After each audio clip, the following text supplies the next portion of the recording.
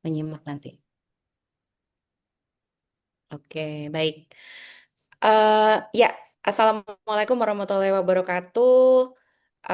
Selamat datang di webinar CPS Research hari ini, Ibu Bapak, Mbak Mas, Kakak Adik ya, rekan-rekan dosen, rekan-rekan mahasiswa, peneliti ya, semuanya yang bergabung dari mungkin bayangan saya nih dari berbagai kampus di Indonesia atau berbagai organisasi mungkin ya di dalam dan maupun di dalam dan juga luar negeri gitu ya. Selamat datang sekali lagi. Perkenalkan nama saya Kanti Pertiwi. Saya dari Cluster Riset Organizational Transformation, People and Society di Fakultas Ekonomi dan Bisnis Universitas Indonesia. Dan hari ini kita punya tiga tamu istimewa. Terima kasih banyak nih atas kesediaannya ya. Ada Mbak Zulfa Sakia dari Universitas Negeri Semarang, kemudian ada Mbak Diba, Farah Diba Bakhtiar dari Universitas Alauddin Makassar, dan ada Bung Umar. Tadi saya sampai nyari loh caranya pronounce Aberystwyth ya, bener nggak sih? Abers, Aberystwyth, Aberystwyth. Aberystwyth. Aberystwyth, oke. Ya, University di UK ya, di Inggris ya. Oke, ya. baik. Terima kasih banyak sekali lagi. Saya senang banget akhirnya bisa menggelar forum ini karena di kelas riset kami ya di FEB UI di CLPS. Ini CLPS jadinya COPS ya bacanya ya, walaupun kita sebenarnya jiwanya acap ya. Jadi jangan diasosiasikan kemana-mana. Jadi di kelas riset kami, kami percaya bahwa riset bukan hanya soal mengumpulkan data. Jadi kami banyak mengadakan webinar-webinar untuk mendalami cara-cara lain ya untuk melakukan riset gitu ya. eh, Juga memahami pentingnya tentang kehidupan ya, everyday life gitu ya, emosi, pengalaman tersembunyi, dan struktur kekuasaan yang bekerja di balik rutinitas sehari-hari di organisasi dan juga di masyarakat gitu ya. Karena konteks kami di FEBUI adalah mengkaji tentang fenomena organisasi gitu ya. Nah, hari ini eh, saya akan menemani semua teman-teman bersama tiga narasumber kita belajar bagaimana metode kualitatif yang reflektif gitu ya, dan mungkin bisa dibilang juga metode yang alternatif gitu ya, belum mainstream gitu kali ya, di paling tidak untuk disiplin ilmu saya deh ya di manajemen organisasi gitu ya, yang saya yakini bisa menangkap hal-hal yang sering tidak tersentuh oleh survei atau kuesioner atau eksperimen gitu ya, atau wawancara biasa ya, atau focus group discussion misalnya gitu ya. Jadi melalui webinar ini kelas riset kami ingin membuka ruang ya bagi metode riset yang lebih reflektif, lebih manusiawi, dan juga lebih kritis ya. Pengalaman personal adalah data yang sah dan bermakna ya. Kemudian cara menulis riset dari pengalaman itu penting begitu kan. Dan harapannya juga bisa belajar dari apa namanya, pengalaman publikasi ilmiah ya yang sudah dilakukan oleh ketiga narasumber. Dan yang terakhir, kami ingin mengingatkan bahwa kerja-kerja penelitian juga perlu berbasis solidaritas dan kesadaran sosial gitu ya. Kurang lebih itu mungkin sedikit pengantarnya. Dan perkenalan juga dari tiga pembicara yang sudah hadir. Yang pertama ada Bung Ahmad Rizky Mardatillah Umar, biasa dipanggil Umar, tadi dari Aberystwyth University ya, dan beliau punya satu artikel publikasi yang akan kita bahas, itu mengulas tentang gatekeeping akademik di kajian hubungan internasional gitu ya, menulis autoetnografi. Dan juga di dalamnya dibahas tentang dominasi epistemik Barat dalam kajian hubungan internasional di Indonesia. Itu pembicara pertama. Pembicara kedua nanti akan ada Farah Diba Bahtiar, ya, dosen Universitas Alauddin Makassar, yang menulis dengan metode kolaboratif autoetnografi tentang negosiasi identitas dan produktivitas riset akademisi Indonesia yang pulang dari studi luar negeri. Nah, ini biasanya nih masa-masa yang menegangkan ya buat early career scholar gitu ya. pulang sekolah terus tiba-tiba dihadapkan dengan setumpuk pekerjaan administratif, birokratis dan seterusnya ya. Dan ini menurut saya merupakan refleksi kolektif yang langka dan sangat relevan bagi kita semua. Kemudian last but not least, tamu spesial dari Universitas Negeri Semarang, Ibu Dr. Zulfa Sakhia yang meneliti pengalaman perempuan akademisi Indonesia selama pandemi menggunakan diary study untuk mengungkap kerja efektif, beban gender, dan makna baru dari produktivitas. Jadi urutannya tadi ada Dr. Umar, kemudian Dr. Farah Bakhtiar, dan juga Dr. Zulfa ya, gitu ya. Ini kok jadi formal banget sih pakai dokter-dokter ya nggak apa-apa lah ya. Forum akademik harus ya. Nggak Baik, usah Mbak, itu aja mungkin dari santai aja. nggak usah ya, Nggak usah. Mas Uwai aja, cukup. nggak usah ya. Apa? Apa panggilnya? Uwai aja, Uwai Mas aja Mbak cukup. aja. Umar. Oh, malah Umar panggilnya panggil nama ya. Oh, gitu saya panggil Kanti aja ya. Baik, saya mungkin langsung undang saja. Yang pertama Umar ya, yang akan sharing. Jadi masing-masing pembicara kita alokasikan 20 menit gitu ya. Nanti saya akan ingatkan. Kalau sudah menjelang habis, kemudian setelah semuanya selesai kita akan buka sesi diskusi gitu ya. Silakan, Bung Umar. Ya, oke, sebentar saya share dulu. eh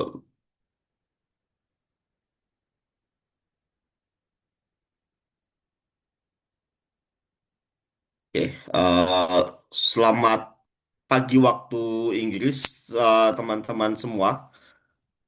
Perkenalkan, nama saya Umar.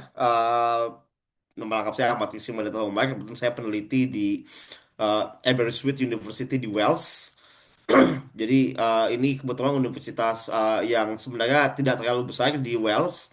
Cuma kebetulan sudah cukup tua dan ini adalah kampusnya memang agak susah disebut namanya karena dari bahasa Wales.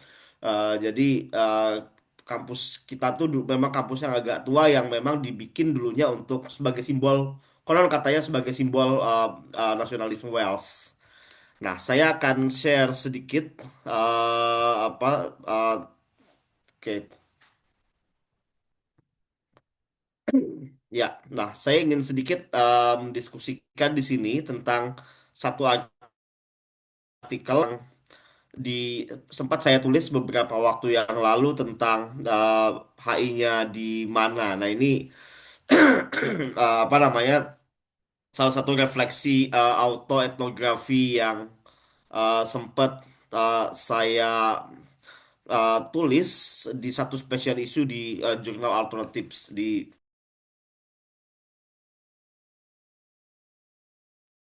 Kelempar kayaknya, Umar. Iya kayaknya. Kita kasih waktu dulu sebentar ya. Mudah-mudahan segera kembali. Ternyata Inggris juga punya pengalaman, punya tantangan Bisa bisa sinyal biar ya. bisa biar petir juga ya ternyata. Mungkin karena di Welsh ya, nggak di London. Iya.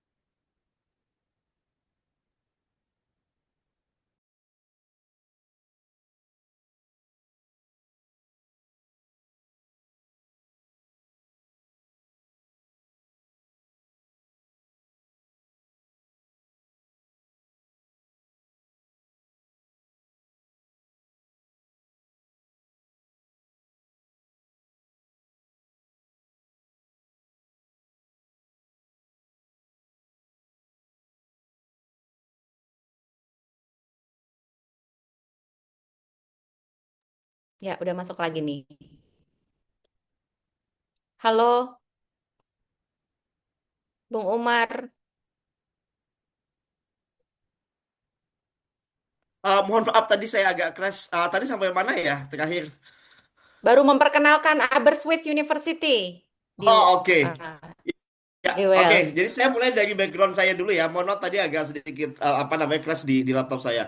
Oh, tadi udah Saya masuk ke jurnal, udah menulis di special issue kalau nggak salah. Ya, oke, ya sorry. ya jadi saya menulis kebetulan dalam perspektif saya sebagai sebagai peneliti hubungan internasional di situ. Jadi eh, ketika saya menulis itu sebetulnya eh, saya sebenarnya tujuan tujuan dari autoetnografi itu sebetulnya bukan untuk kemudian menampilkan atau memusatkan perhatian pada diri kita sendiri. Eh, bahwa kita kemudian menggunakan pengalaman tadi sebagaimana Mbak Kanti pernah sempat bilang bahwa pengalaman itu adalah sumber data yang sah. Tetapi tujuan saya tuh sebetulnya adalah untuk melakukan kritik terhadap disiplin ilmu hubungan internasional di mana saya belajar. Kebetulan saya belajar S1 sampai S3 dalam studi hubungan internasional. Saya belajar S1 hubungan internasional di Indonesia dan kemudian belajar S2 dan kemudian S3 uh, belajar hubungan internasional di Inggris dan kemudian Australia. Nah, yang sebenarnya saya tulis itu adalah refleksi dari pengalaman eh, untuk ketika kemudian saya belajar studi hubungan internasional di dua dunia yang berbeda. Yang pertama adalah di dalam konteks negara pasca kolonial, di mana tradisi studi hubungan internasional di Indonesia itu dalam banyak hal bisa jadi yang pertama adalah berbeda dalam dari negara-negara Barat. Dan yang kedua adalah bahwa pengalaman atau warisan kolonialisme itu dalam banyak hal masih sangat terasa. Nah, semangat ketika saya kemudian menulis itu adalah sebuah kritik pasca kolonial terhadap studi hubungan internasional. Nah, tapi yang ini menarik adalah ketika kemudian saya merefleksikan apa namanya sebelum saya menulis itu saya merefleksikan eh, apa namanya studi saya ketika saya belajar hubungan internasional di Inggris dan di Australia. Nah, saya melihat di sana bahwa dalam banyak hal studi hubungan internasional di Indonesia itu tidak berbeda dari segi konten, tetapi dari segi baik itu muatan maupun dari segi kultur akademik. Nah, ini yang kemudian saya melihat bahwa ada semacam tanda kutip gatekeeping akademik yang kemudian muncul. Gatekeeping akademik ini bisa jadi merupakan terlihat sesuatu sebagai sesuatu yang normal sebetulnya dalam dalam realitas kita sehari-hari. Kita mungkin dalam dalam dunia akademik ada orang-orang yang kemudian berada pada titik jabatan tertentu, memiliki otoritas tertentu, dan kemudian dalam banyak hal melembagakan pengetahuan dalam dengan cara yang tertentu. Nah, yang kemudian argumen saya kembangkan di sini adalah bahwa gatekeeping akademik di Indonesia itu punya satu fungsi. Nah, ini yang kemudian saya telusuri dalam artikel saya melalui autoetnografi itu adalah bahwa studi hubungan internasional, gatekeeping akademik dalam studi hubungan internasional itu fungsinya adalah melanjutkan warisan kolonialisme yang mewujud dalam bentuk uh, Western centrism atau pemusatan perhatian pada pada tradisi pemikiran Barat dalam konteks studi hubungan internasional di Indonesia. Nah, ini menandai sebetulnya tradisi apa namanya studi hubungan internasional di negara-negara pasca kolonial seperti di Indonesia. Nah, ini yang sebenarnya ingin saya kembangkan dalam dalam artikel. Nah, bagaimana kemudian saya membuktikan bahwa apa namanya di dalam studi hubungan internasional di Indonesia itu adalah ada semacam proses normalisasi maintenance dari logika-logika kolonial Barat. Nah, di sini saya kemudian melakukan refleksi apa namanya dari ketika kemudian saya mencoba untuk merekonstruksi memori ketika kemudian saya belajar hubungan internasional di Indonesia. Nah, pada akhirnya refleksi saya kemudian mengarah pada satu hal, jangan-jangan ini ada kaitannya dengan satu pertanyaan yang sering kemudian dan kemudian jadi sesuatu yang pusat uh, argumen dari artikel saya itu kemudian terjadi dari satu pertanyaan ini ketika kita menulis tentang menulis skripsi atau menulis tugas atau karya ilmiah Jangan-jangan apa namanya warisan kolonial itu wujud dari pertanyaan HI-nya di mana? Ketika kita menulis artikel atau menulis karya ilmiah dalam bidang hubungan internasional. Nah, ini yang kemudian saya coba rekonstruksi, misalkan ketika saya mau mengajukan skripsi zaman dulu, lalu kemudian ketika misalkan ada presentasi dalam dalam apa namanya dalam bidang yang saya tulis dan kemudian ingin saya tuangkan dan dalam dengan teman-teman juga misalkan ini apa namanya pertanyaan ini dalam banyak hal tidak sadar kita lakukan. Ini bukan salah dari dosen-dosen saya dulu, tetapi sebetulnya ini pertanyaan yang sebetulnya dalam banyak hal mencoba untuk melakukan identifikasi diri untuk membedakan ini disiplin saya, disiplin internasional dengan disiplin orang lain. Dan tujuannya adalah menjustifikasi diri bahwa kita komunitas studi hubungan internasional itu kemudian apa namanya untuk kemudian muncul. Yang menarik adalah pertanyaan HI di mana ini muncul ketika kemudian saya belajar di level S2, di level S atau di level S3, tetapi tidak terlalu dominan. Dan ada satu hal di sini yang saya kira cukup membedakan. Ketika kemudian saya mengajar hubungan internasional di Australia, mahasiswa saya itu tidak 100% hubungan internasional. Jadi ketika saya mengajar, apa namanya mahasiswa saya itu ada yang dari Fakultas Hukum, ada yang dari Fakultas Ekonomi, bahkan ada yang dari Fakultas Teknik atau dari Fakultas Ilmu Komputer malah. Mereka belajar itu untuk mengambil jurusan hubungan internasional secara minor. Kita tidak lagi memusatkan perhatian pada identitas disiplin.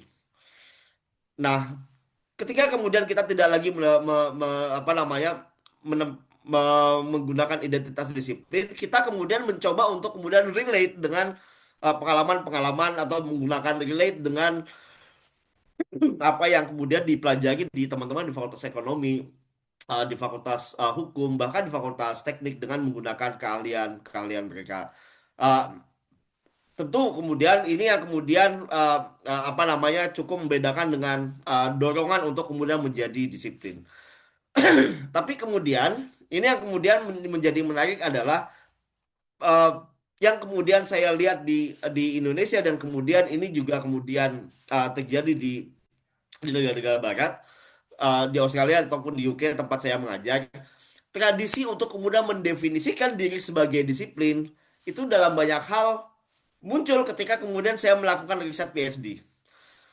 Nah, di sini yang kemudian apa namanya ini yang kemudian menjadi refleksi bahwa ada semacam invisible tradition, tradisi kemudian ketika kemudian kita menulis dalam pakem tertentu yang kemudian diwariskan ketika saya S3 misalkan, tetapi kemudian ini juga lebih menonjol ketika kemudian kita belajar studi hubungan internasional di Indonesia. Nah, yang kemudian saya explore adalah bagaimana wacana hegemonik Barat ini sebetulnya itu dilawan. Bahwa wacana hegemonik Barat ini sebetulnya tidak melulu tunggal. Eh, Lalu kemudian saya juga melakukan rekonstruksi dengan komunitas-komunitas akademik yang kemudian ada di luar akademik yang coba untuk kemudian memberikan perspektif bahwa apa namanya hubungan internasional itu bisa saja tidak hanya berdasarkan hubungan antar negara.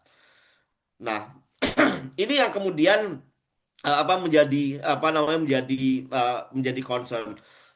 Atau kemudian ketika saya mendiskusikan dengan beberapa teman ada di komunitas beberapa scholar yang kemudian saya ikuti, ada kemudian perspektif-perspektif alternatif misalkan uh, Marxisme misalkan kita tidak pernah belajar secara utuh kemudian Marxisme yang kemudian itu berbeda dengan studi hubungan internasional yang didefinisikan sebagai hubungan antar negara atau kemudian misalkan perspektif Jawa misalkan ada teman misalkan yang kemudian menulis tentang apa tradisi Jawa dalam dalam politik luar negeri Indonesia. Kita bisa berdebat bahwa apakah kemudian kita setuju dengan tradisi itu, tetapi ada semacam concern bahwa tradisi Jawa ini dianggap tidak ilmiah, dianggap tidak saintifik. Padahal itu adalah praktik keseharian yang kemudian muncul. Terlepas dari kemudian bahwa ada banyak ragam perspektif Jawa dan kemudian ini juga spektrumnya cukup luas.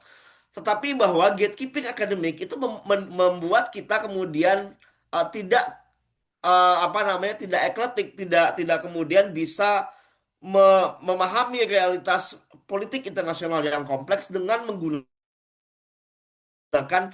aktivitas-aktivitas keseharian kita sebagai peneliti di negara-negara pasca kolonial. Oke. Bung Umar, Bung Nah, Umar. ini yang kemudian mengantarkan saya pada refleksi. Ya, oke. Berapa menit lagi, Mbak? Masih ada sebenarnya kira-kira 8 menit ya. Tapi Ya, jangan lupa nanti diceritakan kenapa kemudian memilih autoetnografi. Mungkin itu yang teman-teman juga ya, penasaran ya. Behind the scene dari papernya itu sendiri gitu ya. Oke. ya. Oke. Nah, ini kemudian tadi menyambung ke pertanyaannya Mbak Kanti, mengapa kemudian autoetnografi menjadi sebuah alat yang cukup powerful? Kadang-kadang ketika kita menulis, misalkan kita dituntut untuk menulis secara objektif kan, bahwa kita menuntut untuk kemudian sesuatu hal yang harus dibuktikan. Tetapi ada satu hal yang kemudian missing dari cara ketika kita kemudian menulis dengan cara yang apa namanya dengan cara objektif, yaitu sisi emosinya kemudian tidak dapat, bahwa kemudian bahwa perasaan bahwa kemudian kita merasa dimarginalkan, lalu kemudian apa namanya proses-proses inklusi dan eksklusi itu kemudian tidak bisa kita tulis secara apa namanya secara gamblang kalau kita menggunakan pengalaman orang lain. Ini juga tantangan yang kemudian saya apa namanya alami ketika ketika proses review misalkan. Jadi ketika ada satu proses review, ada satu reviewer yang bilang, kenapa kamu tidak kemudian nanya dengan orang-orang di komunitas studi HI Indonesia?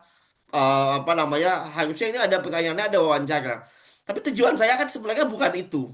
Tujuan saya adalah untuk menghadirkan living experience, pengalaman hidup yang sebenarnya berjalan sebagai powerful kritik terhadap tradisi dan tradisi-tradisi apa namanya studi hubungan internasional yang sudah ada, dan powerful kritik ini sebetulnya, dan itulah kenapa kemudian autoetnografi menjadi penting, bahwa ketika saya kemudian menulis, ketika saya kemudian dipertanyakan HI-nya di mana, ada semacam perasaan bahwa ada sesuatu yang salah kan. Kadang-kadang kita melihat ini kayaknya sesuatu hal ini nggak benar, tapi kemudian kita kita bingung.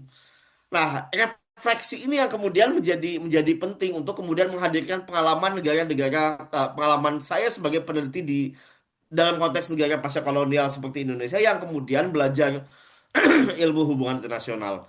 Agar kemudian apa namanya, dan ini yang kemudian tujuan kedua selain kemudian kita mau melakukan kritik, yang kedua adalah bahwa ada bahasanya apa James Scott itu sebagai hidden archives atau hal-hal tersembunyi yang kemudian bisa kita gali.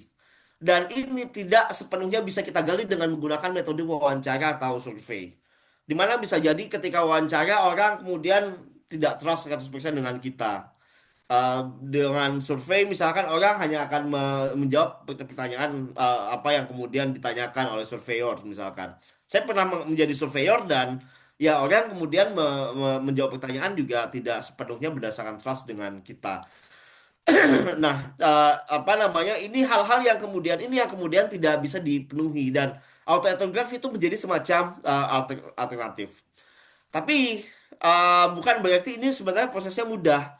Ketika saya menulis ini, saya butuh waktu 4 tahun dari saya nulis artikelnya. Draft pertama itu 2019, saya menulis artikelnya.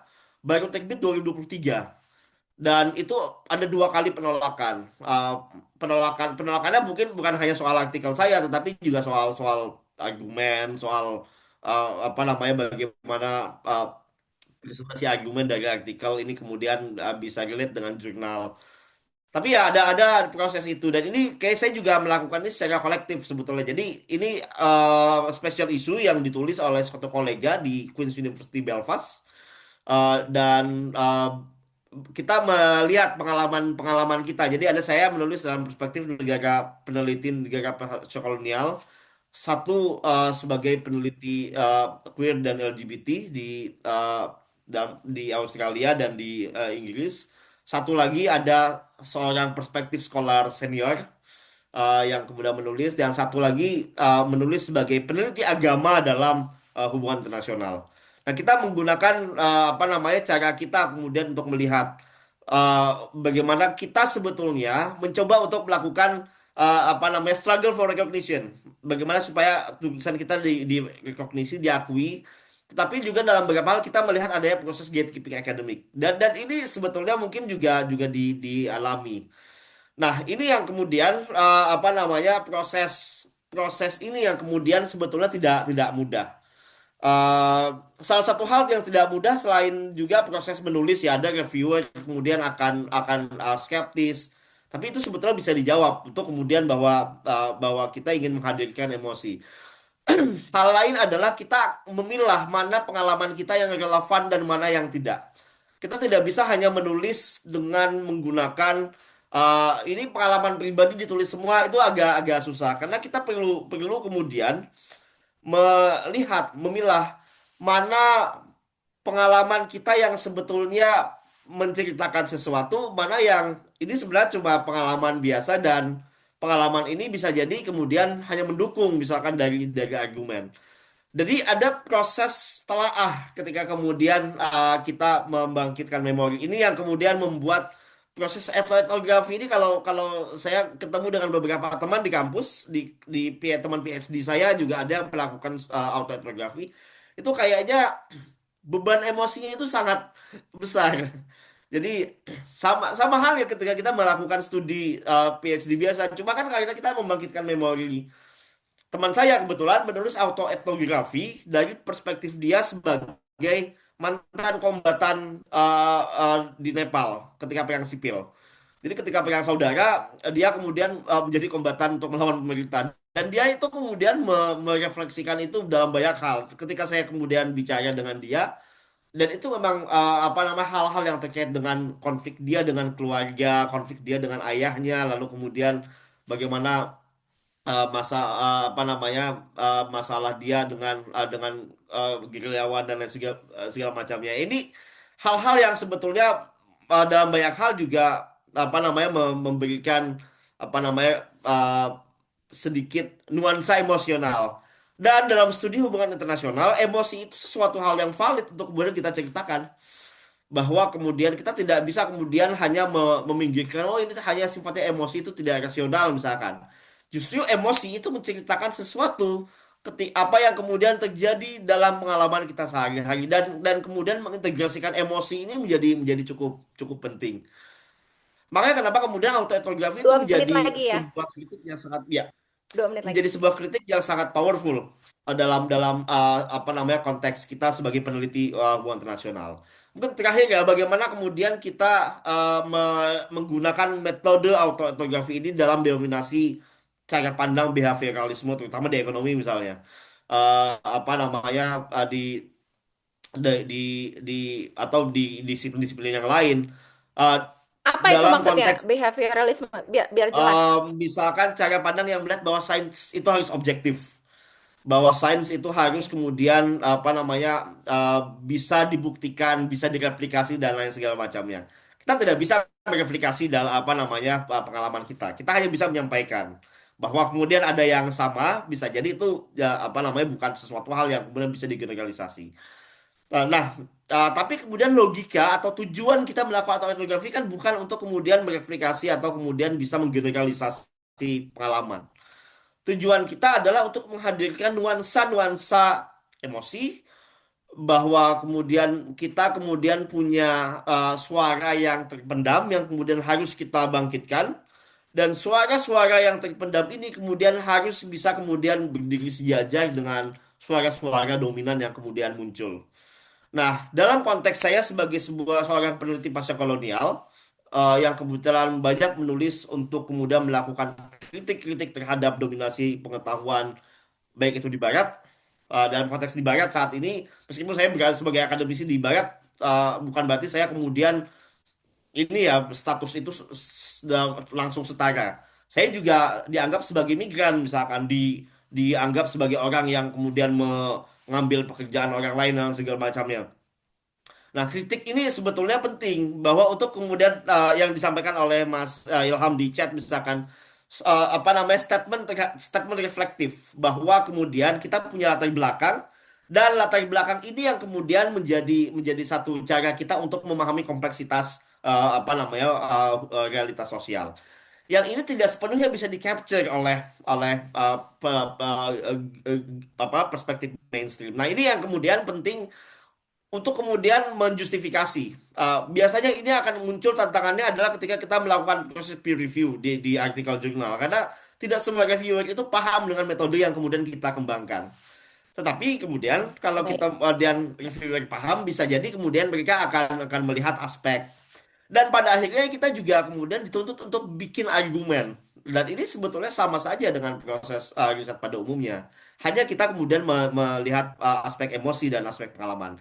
Itu saja mungkin Mbak Oke. Kanti, mungkin Ya. Mbak Diba dan Mbak Zulfa mungkin punya perspektif yang jauh lebih komprehensif. Terima kasih. Assalamualaikum warahmatullahi wabarakatuh. Waalaikumsalam warahmatullahi wabarakatuh. Terima kasih banyak Bung Umar sudah berbagi tadi tentang behind the scene dari papernya yang sudah terbit tadi saya share juga di kolom chat ya untuk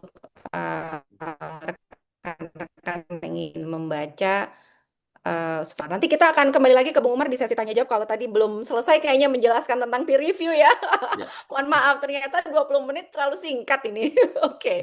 Tapi kita kita coba dulu deh ya. Yang berikutnya kita persilakan Faradiba Bahtiar. Ibu Faradiba silakan untuk apa berbagi juga nih ya berikutnya ya. Baik, Mbak Kanti. Mbak Kanti manggil aku Diba nggak masalah loh. Oh iya ya. Diba aja seperti Udah biasanya. kebiasaan manggil Diba ya jadinya Iya, kagok. manggil Diba aja nggak apa-apa. Thank Oke. you Mbak Kanti dan teman-teman mungkin yang ada di belakang layar gitu ya. Yang sudah apa mengundang saya dan berbagi dengan Bapak dan Ibu di sini. Jadi formal banget jadinya. Melanjutkan apa yang sudah dijelaskan Mas Umar gitu. Saya juga sebagai catatan saya juga sebenarnya dosen HI, jadi em, kenal dengan Mas Umar secara personal, tapi dan kami punya kolaborasi tulisan, tapi untuk tulisan ini saya berkolaborasi dengan beberapa kolega, teman-teman dosen juga, tapi dari ilmu yang berbeda gitu, dari background ilmu yang berbeda. Jadi saya mungkin cerita, saya punya PPT sih, tapi kayaknya terlalu formal, jadi saya cerita aja berdasarkan em, proses yang saya lalui gitu ya dalam menulis ini. Jadi dalam tulisan mungkin sudah dibagi tadi sebagaimana Mbak Kanti bilang dalam tulisan kami terkait dengan returning PhD graduate sebenarnya memang bermula dari kesamaan apa ya kesamaan pengalaman begitu.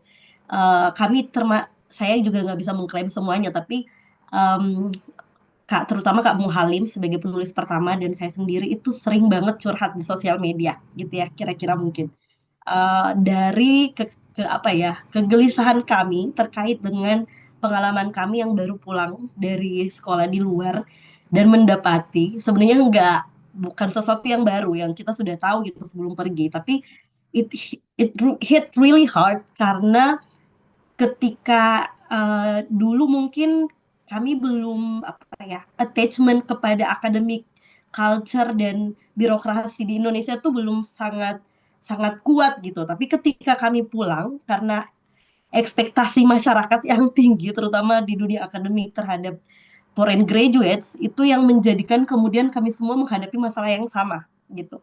Eh, ada yang sama gitu tapi dengan keunikan masing-masing gitu ya dengan pengalaman yang tentu saja berbeda gitu.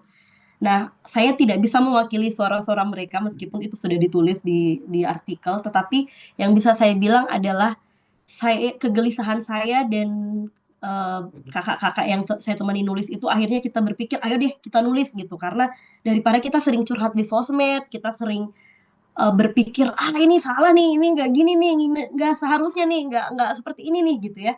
Akhirnya eh, saya ketika diajak kolaborasi, saya pikir ayo gitu, ayo karena saya merasa inilah waktunya ketika curhatan atau perasaan pengalaman itu harus harus diutarakan begitu ya, dan bagusnya karena dalam konteks akademik. Dan saya yakin banyak juga Bapak dan Ibu mungkin di luar sana dan juga yang ikut di sini merasakan hal yang sama gitu. Bahwa beban administrasi, kemudian ada persoalan senioritas gitu ya. Em, di dalam kampus itu ternyata sangat menjadi beban gitu, menjadi beban bagi akademisi yang baru pulang tadi, yang punya kultur akademik yang mungkin tidak tadi ya kalau Mas Umar sempat hilang sinyalnya, mungkin senioritas dan birokrasi juga itu ada di luar, tapi tidak tidak apa ya, tidak sekental yang kami rasakan gitu, tidak sekuat yang kami rasakan ketika pulang. Nah, itu background dari cerita artikel itu ditulis. Bicara tentang proses dan karena ini webinar diskusi terkait dengan metodologi dan juga proses penulisannya, saya mungkin bilang bahwa saya meng-highlight 3 hal gitu dalam penulisan ini. Jadi yang pertama, dalam kolaboratif autoetnografi, jadi tulisan kami berdasarkan pengalaman kami masing-masing, itu tentu yang kuat adalah personal narratives gitu.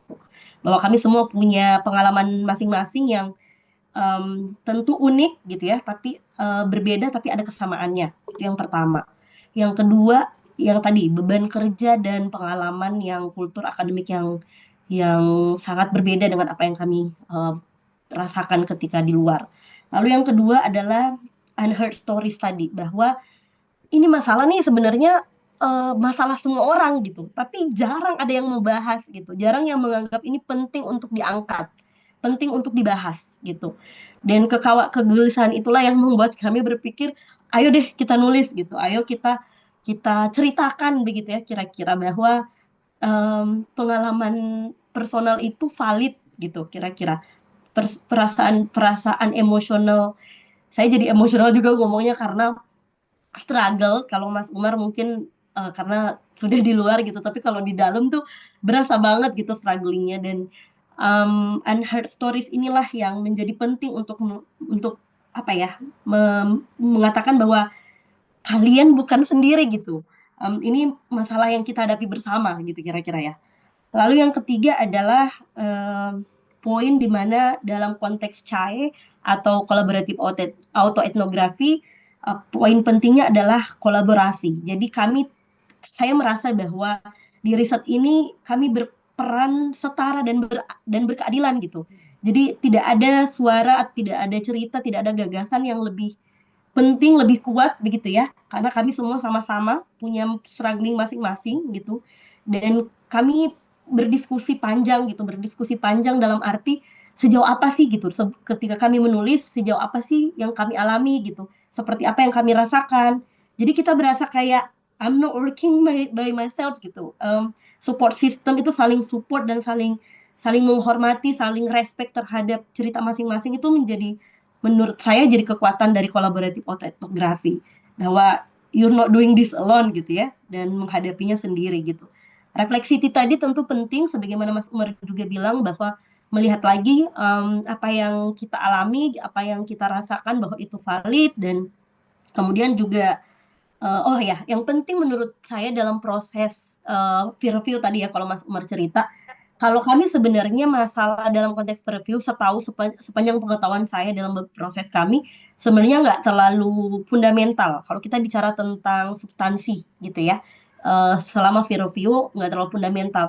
Yang menjadi poin penting sebenarnya dari reviewer itu adalah poin kerahasiaan, anonymity gitu. Kenapa? Karena cerita kami ini kan, kalau Bapak Ibu baca itu kan ada pioneersnya ya, ada inisial gitu. Itu yang sempat dipertanyakan waktu awal kami submit, itu semua nama jelas tertera gitu. Tapi lalu ketika peer review berlangsung, reviewernya bilang gitu bahwa oh, ini apakah applicable bagi negara kalian, apakah secara kultural, secara tradisional, secara hukum begitu itu bisa diterima gitu ya. Apakah ini tidak akan memiliki implikasi atau dampak terhadap bukan hanya ke kami tapi ke orang-orang sekitar kami gitu. Karena berbicara tentang pengalaman, tentu kami akan menyebut banyak orang gitu, melibatkan banyak orang dalam cerita itu. Dan oleh karena itu kemudian akhirnya saran, dan berdasarkan saran dan kami diskusi bersama, akhirnya kami membuat inisial untuk cerita-cerita yang tadi berbeda itu gitu. Dan setahu saya juga dalam kolaboratif etnografi itu menjadi salah satu poin penting gitu ya, karena saya nggak tahu Bapak Ibu setuju, tapi memang yang tadi, bahwa kita tidak hanya, meskipun itu cerita dari pengalaman pribadi, tapi kerahasiaan pihak-pihak orang-orang yang mungkin tidak terlalu tanda kutip mungkin tidak nyaman untuk dimention, untuk dilibatkan gitu ya dalam apa yang menjadi masalah yang kita anggap sesuatu tadi, pengalaman tadi itu juga penting, dan itu yang menurut saya poin penting dari dan saya yakin juga teman-teman yang menulis bersama saya itulah diskusi kami yang paling intens di situ tuh setelah proses peer review gitu. Jadi kalau dari saya itu mungkin cukup saya kembalikan ke Mbak Kanti. Oke, iya, boleh nggak ditambahin juga secara teknis prosesnya seperti apa sih Diba bikin vignette Oke, itu kan kalau di papernya ada masing-masing kayaknya mewakili masing-masing ya, orang ya itu ya. Ada satu benar-benar. a kemudian ada 2B, 3C dan seterusnya. Seperti apa tuh secara teknis? Apakah ya bagaimana tuh? Baik, jadi thank you Mbak Kanti pertanyaannya. Jadi ketika diajak kerjasama, kami beberapa kali meeting ya, sampai terakhir juga meeting. Di awal kami sebelum drafting, kami menyusun secara bersama, begitu apa yang akan kami bahas di dalam artikel itu, sejauh apa setiap orang akan berkontribusi yang mana, akan mengisi yang mana. Kalau ada prosesnya sebenarnya nggak kaku begitu, lebih dinamis. Sebagaimana juga saya biasa bekerja sama Mas Umar, lebih lebih dinamis. Siapa yang mengerjakan apa, kemudian kalau ada yang mau ditambahkan, ada yang mau direvisi, cerita tentang kami masing-masing juga itu ditulis dulu, terus tapi Jadi kemudian kami masing-masing juga orang bikin bikin esai pribadi dulu gitu ya. Berapa panjang tuh? iya, tapi kami bagi tugas Mbak. Jadi ada part-part kan yang lainnya, metodologi, ada background gitu, Oh, gitu-gitu. oke. Itu juga Ya. menjadi tanggung jawab masing-masing. Tapi kemudian bahwa misalnya saya bertugas di bagian metodologi gitu, tapi kemudian bukan saya saja tuh yang ngurus metodologi gitu. Ada proses proses tambahan, proses revisi, ngedit-ngedit Ya, ya. dari teman-teman yang lain juga gitu. Lalu Untuk kalau yang cerita autoetnografinya kayak gimana? Ya, untuk autoetnografinya yang itu autoetnografinya maksudnya. Ha. mm-mm, itu proses yang lebih yang setauku yang paling lama sih. Yang kayak kita kasih setelah diskusi, oke, kita nulis, silahkan menulis begitu ya, menulis pengalaman masing-masing gitu, refleksi terkait dengan pengalamannya. Kira-kira kalau kami dulu sih mencari poin apa yang penting gitu. Yang paling penting yang menurut kami tuh di antara persoalan yang kami hadapi setelah pulang, yang mana yang paling matters menurut kami. Nah, waktu itu saya mengambil em, apa topik tentang senioritas. Jadi kalau saya mungkin ngambilnya di situ gitu. Hmm, Nah, hmm. tapi tiap orang beda-beda tuh, beda-beda karena kami beda-beda ya ininya Ya, ya, poin-poin ya. yang menurut mereka penting gitu. Nah, setelah itu Berapa? kumpul. Itu berapa Berapa lama? lama Mungkin tuh periodenya? Mm-mm. 1-2 bulan. 1-2 bulan. Iya, Ada iya, panjangnya. Sekian harus minimal sekian ribu kata misalnya iya. gitu satu orang. Berapa Seingatku waktu itu itu? sekitar sekitar 300 sampai 500. Oh, tiga Iya, ratus sampai 500 satu orang ya. Berarti satu ada orang. Kalau aku nggak salah dikumpul ingat ya, total. iya. Dikumpul, Oke. lalu aku seingatku kami sempat berdiskusi tentang itu. Jadi setelah dikumpul kita baca masing-masing, eh, kita saling saling melihat tuh, bilang oh kayaknya bagian ini bisa didalami lebih jauh gitu. Kayaknya bagian ini Oke, ya. bagusnya bagian ini gini nih gitu. Jadi kita bukan hanya menulis saja, tapi ketika tulisan personal experience tadi atau personal narrative tadi ditulis bersama, selesai kami membahasnya lagi, berdiskusi bersama gitu. Oh ini bagian kayaknya misalnya Perlu Diba boleh nih didalami gitu ya. ya di dalaminya bagian ini nih, Hmm, boleh kasih hmm, kasusnya gitu atau kasih highlightnya gitu hmm, gitu Mbak. ya. Kalau dari aku setelah Oke. itu, tapi artikel ini jauh lebih cepat sebenarnya karena aku sama Mas Umar tuh nulis artikel bersama, tapi itu sudah dimulai duluan, sempat kayaknya aku mention ke Mas Umar, tapi artikel ini lebih cepat publish, lebih cepat, proses reviewnya lebih cepat gitu. Dan mungkin kalau aku asumsinya adalah mungkin karena perbedaan kultur akademik ya. Kalau dalam HI ya, setauku memang autoetnografi itu kan bukan sesuatu yang populer begitu ya Mas Umar ya. Sedangkan kalau dalam kajian jurnal yang kami targetkan itu sepertinya memang mereka tanda kutip ya agak-agak Sudah familiar ya susah dengan begitu. itu ya. Ya familiar dengan Hmm, betul familiar hmm, dengan hmm. autoetnografi. Jadi sehingga Ya. prosesnya jadi lebih cepat gitu kira-kira Mbak Kanti. Oke, jadi kalau bisa dirangkum tadi stepnya yang pertama tadi ada pembagian tugas terkait artikelnya secara umum gitu ya, section ini siapa yang mengerjakan, terus untuk yang vignette-vignette-nya itu yang cerita personalnya itu ya, mungkin orang-orang teman-teman penasaran ya bagaimana cara membagi tugas atau menentukan apa parameter-parameternya. Ternyata tadi ada meluangkan 1 sampai 2 bulan dulu gitu ya, masing-masing penulis menuliskan catatan pribadinya kayak nulis diary gitu ya, Diba ya. Iya, jadi Kemudian kayak hmm, kayak itu aja, kayak tulis kira-kira perasaannya seperti apa gitu, kayak karena itu kan our everyday life ya. Mungkin kalau Mas Umar everyday life, tapi dalam konteks bahwa eh, itu pengalaman pengalaman apa ya, pengalaman lebih ke akademis gitu. Kalau kami kan lebih ke, kalau aku yang melihatnya lebih ke kayak profesional gitu ya, sesuatu yang kami lalui setiap hari untuk apa ya, untuk hidup gitu ceritanya, jadi ya, untuk ya, survive, ya, jadi berasa banget gitu kalau ya, aku ya. merasanya it's really personal Oke, because it's, oke. ya, in terms of itu bagian dari cara mencari nafkah begitu kira-kira Mbak Kanti. Ya, ya, oke. Jadi setelah itu dikumpulkan, kemudian dibagikan lagi ya, semua membaca gitu ya. Masing-masing Benar-benar. penulis membaca ada 4 orang. Habis itu diberikan feedback, bagian mana yang perlu Highlight. didalami, perlu dikembangkan ya, perlu dikembangkan Betul. lagi gitu ya. Terus ditambahkan, terus baru dikumpulkan kembali dan disusun secara tematik gitu ya. Ini nggak Betul, secara betul. tematik sih, ini Eh, berdasarkan masing-masing naratornya aja ya. iya, Dibikin. enggak. Eh, Hmm. Kemarin itu kalau kalau terkait dengan yang personal narratifnya, prosesnya adalah kita memastikan yang dibilang oleh reviewer bahwa itu nggak mudah untuk diidentifikasi. Sebenarnya lebih ke teknis sih. Ya, tadi yang inisialnya diganti menjadi 1A, 2B, 3C itu ya. Oke, itu menarik ya. Itu terkait mungkin etik ya untuk melindungi apa si penulis itu sendiri gitu ya, identitasnya dan seterusnya gitu ya. Oke, baik.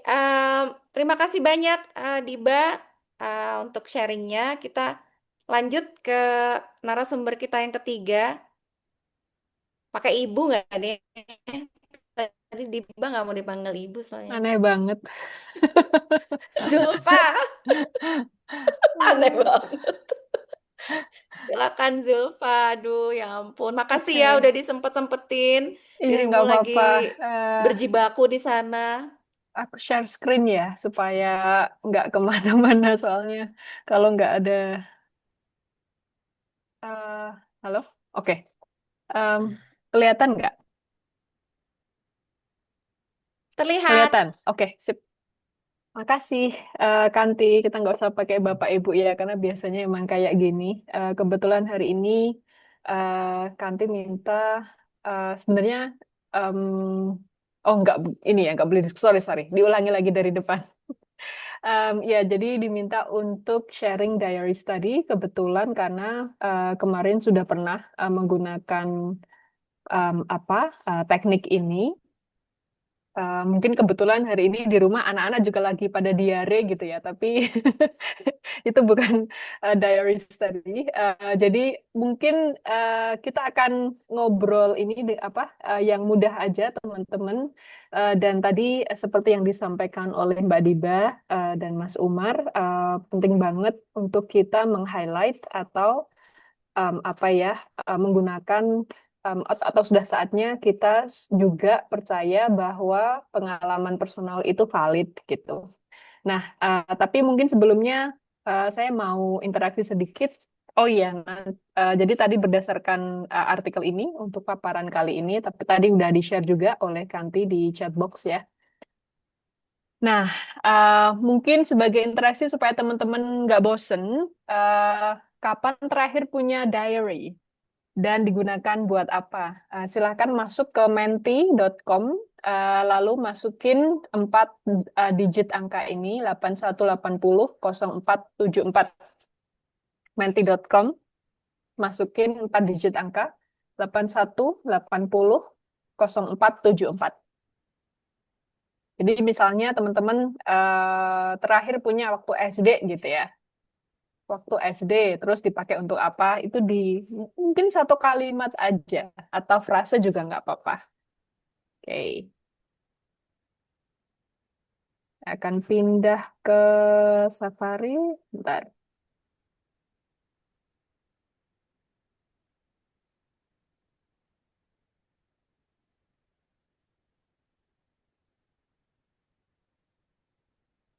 Ya udah mulai pada masuk Tadi berapa Safari. ya nomor Oke, kodenya ya. ya Bu? Sebentar, Apa sih? Pak. Eh, ini share ya, bener ya? Eh, bentar. Hmm, kodenya adalah 8180 0474. Upgrade to present. Kenapa harus upgrade ya? Udah gini aja deh. Iya gitu aja kelihatan kok. Oke. Sampai sekarang masih oke, bagus. Jadi bisa pakai diaries tadi buat mencurahkan permasalahan hidup waktu masuk kuliah S3 tahun 2024. Bagus bisa jadi data juga itu ya, teman-teman ya. Masih sampai sekarang mulai nulis sejak kuliah S3. Oke, ini banyak mahasiswa S3 jadi banyak yang stres. Harus vent. Mulai SD, oke, SMP. Journaling tiap malam sampai hari ini dipakai untuk laporan ke psikolog. Wow, keren. Sampai saat ini masih punya diary. Waktu SD untuk belajar nulis. Waktu kuliah S1 curhat soal problematika anak kuliah. Masih sampai sekarang buat nulis perjalanan PhD yang dijalani. Mantap. Tapi nggak di buku harian, tapi di laptop. Eh, Saya orang yang menulis diary semenjak SD kelas 3 sampai kuliah semester 5. Ada momen di mana diary saya dibaca online dan saya berhenti menulis diary sejak itu. Oh, oke. Iya, itu enggak ini traumatis ya itu ya. Oke, ya, bentar aja ya. Maaf nggak bisa baca semua. Kita kembali ke sini. Ya, terima kasih teman-teman. Jadi tadi intinya banyak banget yang masih nulis ya sampai sekarang. Bagus berarti sebenarnya konsep diary itu sama dari yang kita gunakan sebenarnya sebagai teman curhat kita. Tadi ada yang untuk bekal laporan ke psikolog, ada karena apa stress and distressnya PhD life kayak gimana. Jadi butuh to vent gitu ya, buat mengekspresikan kemarahan, kesedihan, kegelapan gitu ya, karena kan perjalanan S3 nggak tahu kalau ini pengalaman personal ya, itu kayak masuk ke hutan yang gelap, kita nggak tahu kemana, bingung gitu ya, dan seringkali kita nggak tahu harus ngobrol ke siapa gitu, jadi salah satu teman atau mungkin satu-satunya teman curhat ya diary itu sendiri gitu. Tapi selain itu juga sebenarnya bisa dipakai untuk menuliskan kebahagiaan dan kalau kita lagi excited gitu. Jadi konsep diary ini sebagai teman curhat itu sama persis atau mungkin apa ya bisa sebenarnya kita pakai sebagai sumber data kita.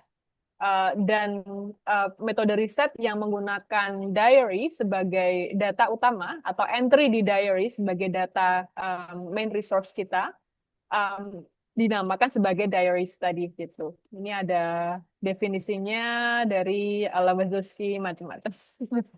Tapi sebenarnya penggunaan diary dalam research itu bukan hal yang baru, teman-teman ya, karena misalnya di sejarah itu ada historiografi, misalnya yang menggunakan diary, menggunakan surat korespondensi gitu ya. Misalnya kayak dulu Kartini berkorespondensi sama eh, kok jadi lupa namanya ya di Belanda. Bendanon. Ya, makasih Mas. Dengan Maria Bandanon bisa jadi data untuk data sejarah, data archival history, di sosiologi, di medicine juga kita jadi bisa melihat apa track record dia pain-nya kayak gimana. Kalau di sosiologi kita jadi bisa mengkoneksikan antara personal suffering dengan apa public discourse gitu. Jadi sebenarnya bukan hal yang baru, dan tadi teman-teman di sini juga sudah sharing selama ini juga pakai diary gitu ya. Jadi tadi diary study itu adalah salah satu cara untuk mencari data over time ya. Jadi ada satu limit waktu yang kita kasih untuk responden atau subjek riset kita gitu. Dan di sini nature-nya adalah partisipan kita mereka self-report. Jadi nature of their participation itu adalah sukarela atau voluntary. Jadi mungkin pertama kali sebelum mulai masuk ke diary study kita perlu gaining trust ya. Kita perlu bangun hubungan sosial, kita perlu bangun kepercayaan dengan subjek riset kita. Karena nanti subjek riset kita itu mereka perlu melaporkan sendiri secara volunteer gitu ya, opini mereka, perasaan mereka, kalau mereka frustasi, mereka senang, mereka kecewa, mereka sedih, mereka marah gitu. Semuanya terkait dengan assigned prompts. Jadi ada satu topik yang membatasi gitu ya, yang membatasi diary yang kita nanti sediakan ya, atau yang kita minta ke partisipan kita. Saya akan ngomong ini nanti ya. Dan diary study bisa dikombinasikan dengan teknik yang lain, bisa dengan photo voice gitu ya. Photo voice itu berarti kalau misalnya diary-nya online, entah itu Google Docs, entah itu Ethos gitu ya, atau platform yang lain, partisipan kita bisa juga meletakkan foto gitu ya. Jadi mereka memfoto atau screenshot, mentangkap layar dari gadget mereka, lalu taruh di virtual diary mungkin, dan photo voice berarti apa yang mereka rasakan terkait dengan foto atau gambar tersebut gitu. Atau kalau misalnya ingin lebih fleksibel gitu, karena menulis itu kan butuh komitmen ya, dan nggak semua orang, ini kebetulan kami kemarin responden kami adalah dosen akademisi, jadi mereka sudah sangat literate gitu ya, literasinya tinggi dan nyaman sekali dengan nulis. Tapi dengan responden yang mungkin tidak ada waktu untuk nulis atau tidak terbiasa curhat dengan nulis, bisa juga menggunakan voice notes gitu. Dan juga bisa dikombinasikan dengan digital ethnography misalnya, terkait dengan voice notes tadi. Jadi misalnya bikin satu WhatsApp group gitu ya, lalu kita bisa melacak atau menggunakan komunikasi di WhatsApp group tersebut, tapi otomatis dengan konsen ya. Nanti kita akan ngomongin ethics di bagian akhir. Dan ada design, time frame, dan topik. Jadi waktu dan topiknya dibatasi terkait dengan studi kita atau riset kita. Nah, tadi teman-teman, Mas Umar dan Mbak Diba juga udah menyatakan bahwa autoetnografi atau collaborative ethnography dan diary study ini sebenarnya dia metode alternatif. Kenapa? Karena metode yang dominan dalam riset itu biasanya dia mengungkap sesuatu, dia mengungkap pengalaman dalam tanda kutip ya. Pengalaman is something that is debatable. Pengalaman dalam yang dominan biasanya mereka lebih memilih, atau positifis gitu ya, mereka lebih memilih breadth daripada depth gitu. Nah, metode alternatif seperti autoetnografi, collaborative ethnography, dan diary study itu metode yang lebih memilih depth, kedalaman, meskipun mungkin jumlahnya sedikit daripada banyaknya responden. Jadi di alternatif juga karena misalnya kalau survei gitu ya, menggunakan survei, ini pengalaman kemarin juga riset, saya cerita sedikit tentang keywords di akademia. Kita sebar survei menggunakan timesheet ke mungkin hampir 1.000 responden, dan itu dari ILO sebenarnya. Itu nggak ada, karena kita pengen melihat gender differences ya, gender experience dalam kerja-kerja keperawatan gitu. Tapi ternyata kalau pakai survei, waktu yang didedikasikan oleh bapak-bapak dan ibu-ibu se-Indonesia itu sama, justru lebih banyak bapak-bapak gitu untuk merawat anak-anak mereka. Kan kami jadi bertanya ya, ini beneran gitu. Jadi um, itu mungkin salah satu kelemahan survei. Jadi nggak bisa capturing invisible experience dan hidden emotion. Nah, metode alternatif seperti diary study diharapkan mampu mengkultivasi atau mengeksplorasi pengalaman yang mungkin selama ini tidak tercapture dengan metode yang lebih mainstream gitu. Dan kemarahan atau invisible workload gitu ya. Misalnya kalau di akademia, di riset kami itu mengenai institutional housekeeping yang dicatat oleh BKD gitu misalnya. Itu kan sesuatu yang bisa diukur ya. Padahal misalnya kemarin selama pandemi, karena riset kami itu selama pandemi, saat kita merawat kolega atau keluarga kolega atau mahasiswa yang sedang kena COVID, ngirimin makanan sehari 3 kali, nyariin obat, mengirimkan macam-macam gitu ya.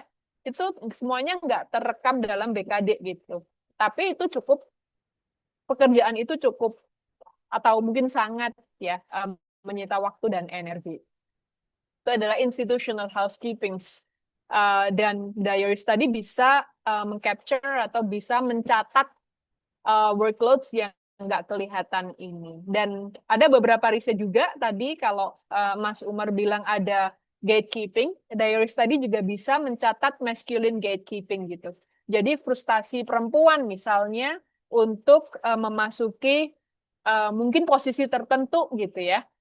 Jadi misalnya area riset mentor saya misalnya Tanya Fitzgerald itu melihat ini. Jadi bagaimana kampus-kampus di negara barat gitu ya, itu di situ ada masculine gatekeeping. Jadi untuk masuk ke area vice chancellor misalnya, itu dia sangat maskulin dan itu nggak kelihatan kalau nggak kelihatan secara nyata gitu ya. Tapi sebenarnya ada gatekeepingnya. Jadi misalnya di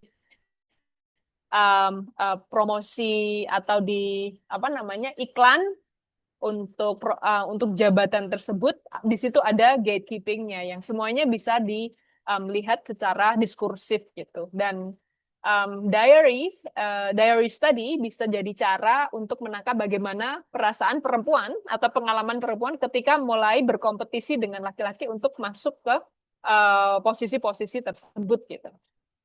Nah, selain feminisasi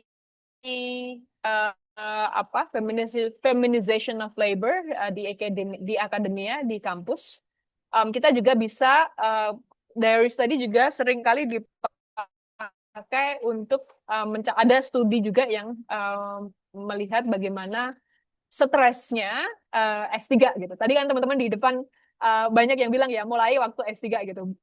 Dan mungkin memang nulis diary itu untuk mencatat bahkan mencatat perkembangan kita ya. Jadi sebenarnya nanti setelah selesai mungkin teman-teman lihat lagi aja dulu entry diary-nya kayak gimana gitu. Nah, karena dia alternatif, maka diary study ini berpotensi untuk challenging dominant discourse gitu. Baik itu secara wacana publik terkait maupun secara metodologis. Nah, ini yang terakhir ethics-nya yang perlu kita perhatikan secara etik karena kita menggunakan data personal, data pribadi dan ruang-ruang pribadi karena kalau kita menggunakan data personal kita memasuki ke ruang pribadi mereka ya entah itu tangkapan layarnya, entah itu tangkapan gambar anaknya atau diary dia dan diary anaknya gitu dan lain sebagainya. Maka kita betul-betul harus memastikan riset kita ethical. Secara administratif ada riset ethics ya. Secara di bidang sosial sekarang sudah kelihatannya diwajibkan di Indonesia. Kalau mungkin 5 tahun yang lalu belum. Dan secara personal kita harus bangun kepercayaan dengan partisipan dan memastikan partisipan kita itu kita lindungi. Caranya gimana? Kalau kita menggunakan data mereka, maka kita harus melindungi data personal data pribadi mereka gitu. yang mungkin mengidentifikasi partisipant kita itu siapa gitu. Jadi misalnya kemarin contoh waktu riset kita, saya khususnya lupa untuk ngeblur alamat dari websitenya gitu, yang data yang kita pakai untuk di artikel itu, lalu diingetin, terus kita forward itu ke, dan itu memang murni kesalahan saya karena lupa untuk ngeblur itu. Jadi kemudian kita minta jurnal untuk memblur, memburamkan alamat dari URL atau website tersebut gitu. Jadi supaya tetap nggak kelihatan siapa nih orangnya. Mungkin itu Kanti sedikit tentang diary study. Looking forward for the question and answer. Oke, saya akan mengeksploit hak moderator sedikit nih karena masih ada sisa waktu Zulfa. Jadi boleh nggak cerita juga tantangannya? Karena kalau tadi kan kalau Umar dia diri sendiri ya, mungkin tantangannya berusaha merecall ya peristiwa-peristiwa di masa lalu ya Umar ya. Kemudian Diba tadi dia bersama-sama ya. Berarti kan harus berkoordinasi dulu gitu ya, proses di review, diberi feedback, nulis lagi gitu ya. Nah, kalau Zulfa menurut saya lebih rumit lagi karena yang menulis bukan si penelitinya sendiri gitu ya, tapi meminta orang lain untuk menulis diary tentang diri mereka. Berarti kan tahapnya lebih panjang ya. Tadi ada briefingnya dulu dan seterusnya dan seterusnya. Tantangannya yang Zulfa ingat dari semua proses itu apa, Zulfa? Iya, makasih Kanti. Bener banget. Jadi waktu itu kita menargetkan ada 25 kalau nggak salah ya, 25 orang yang berkomitmen untuk nulis diary gitu. Tapi ternyata itu terlalu muluk-muluk. Jadi terus akhirnya turun jadi 20.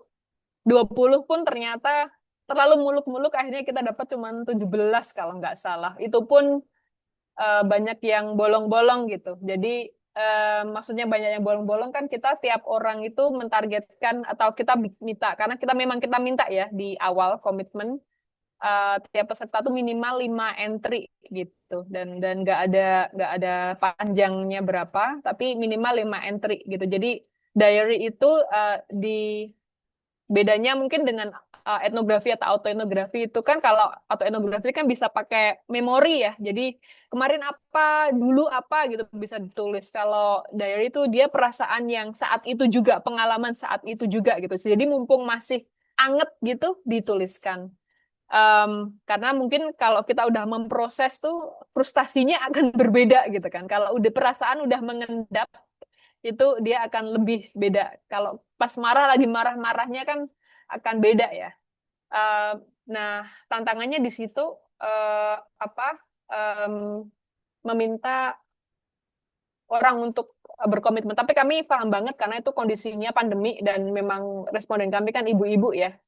Jadi memang kenapa riset itu, karena dulu stres juga gitu. Kok gini amat ya jadi ibu-ibu di masa pandemi gitu.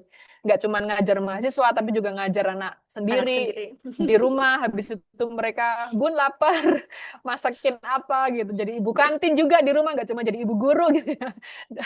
Belum nyebokin macam-macam gitu kan.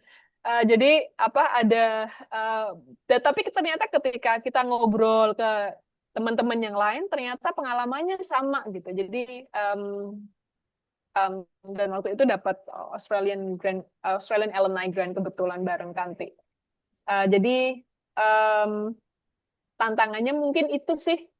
Jadi minta komitmen, dan tadi ya karena itu voluntary gitu. Jadi kita nggak bisa maksa juga. Di sisi lain kita harus memahami kondisi pandemi itu sangat Menantang susah ya. ya. Ya. Oke. Baik, terima kasih banyak. Pas banget tadi alarm saya bunyi. Saya tidak boleh lagi mengeksploit hak sebagai moderator. Jadi sekarang saatnya kita cukupkan sesi paparan ya. Terima kasih sekali lagi ke narasumber. Kita beralih ke kolom chat, teman-teman. bisa dilihat juga masing-masing di layarnya mungkin ya. Atau saya bantu bacakan ya nanti kalau ada yang terasa apa sesuai cocok ingin menjawab silakan ya. Saya mulai dari paling atas nih. Jadi tadi ada satu komentar dari Ilham. Jangan-jangan peneliti kualitatif nggak cukup pede dengan subjektivitasnya. Waduh, kritik nih kayaknya. Ini nanti jadi artikel ini kayaknya nih dari Ilham. Terus Ya itu harusnya Ilham jelasin kan di situ udah aku respon kan. Memang eh, objektif tuh apa sih? iya benar-benar. Kenapa apologetik terus gitu ya? Jangan apologetik. Oke. Terus ini ada dari Aprilina untuk Umar nih. Ada minimum durasi waktu tertentu nggak ya yang dapat dianggap valid mungkin ya dan topik yang umumnya bisa diangkat dengan menggunakan autoetnografi. Langsung aja gimana nih? Umar jawab. Oke, saya langsung ya, Mbak Aprilina. Waktu itu sebetulnya tidak ada batasan. Tergantung apakah itu menangkap momen yang ingin kita capture. Jadi bisa aja misalkan kita autoetnografi pengalaman kita misalnya eh, seminggu misalkan kita camp atau seminggu kita melakukan training misalkan. Ada satu peneliti Amerika namanya Carol Cohn, dia itu menulis pengalaman dia sebagai seorang peneliti nuklir perempuan di Amerika tahun 90-an. Yang mana kemudian dia bicara soal maskulinitas keamanan. Itu artikel yang kemudian jadi klasik. Tapi dia cuma menceritakan pengalaman dia selama 1 minggu. 1 minggu 10 hari untuk pelatihan. Dan itu kemudian menceritakan bagaimana betapa maskulinnya apa namanya studi keamanan dan kemudian bagaimana senjata itu tidak hanya dipelajari sebagai sebuah objek yang netral, sebagai subjek studi yang netral, tetapi juga sebagai cara untuk menegaskan maskulinitas dalam dalam keamanan. Nah, artinya 1 minggu atau 10 hari bisa aja kemudian kita refleksikan. Cuma memang kita perlu lihat apakah itu mengcapture fenomena yang mau kita kita telaah. Seperti itu, Mbak. Oke, baik. Terima kasih, Bung Umar. Ada satu lagi dari chat, baru nanti kita pindah ke yang raise hand ya. Apakah metode ini bisa digunakan dalam topik kebijakan publik, khususnya aspek tata kelola dan kelembagaan? Gimana nih kira-kira nih? Metode ini tuh maksudnya mungkin ketiga metode tadi gitu ya.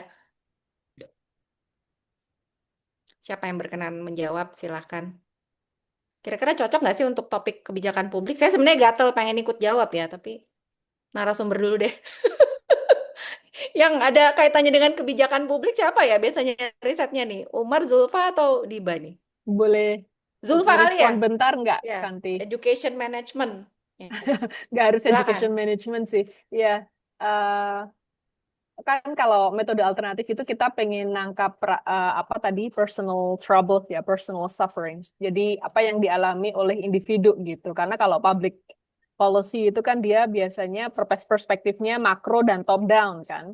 Dan biasanya imposing gitu, memaksakan. Misalnya MBG gitu ya. Mungkin kita bisa apa bikin diaries tadi gitu, kecemasan para ibu-ibu ini setiap kali anaknya pulang ke rumah, anakku keracunan nggak ya gitu. Habis ini mulus-mulus nggak ya gitu.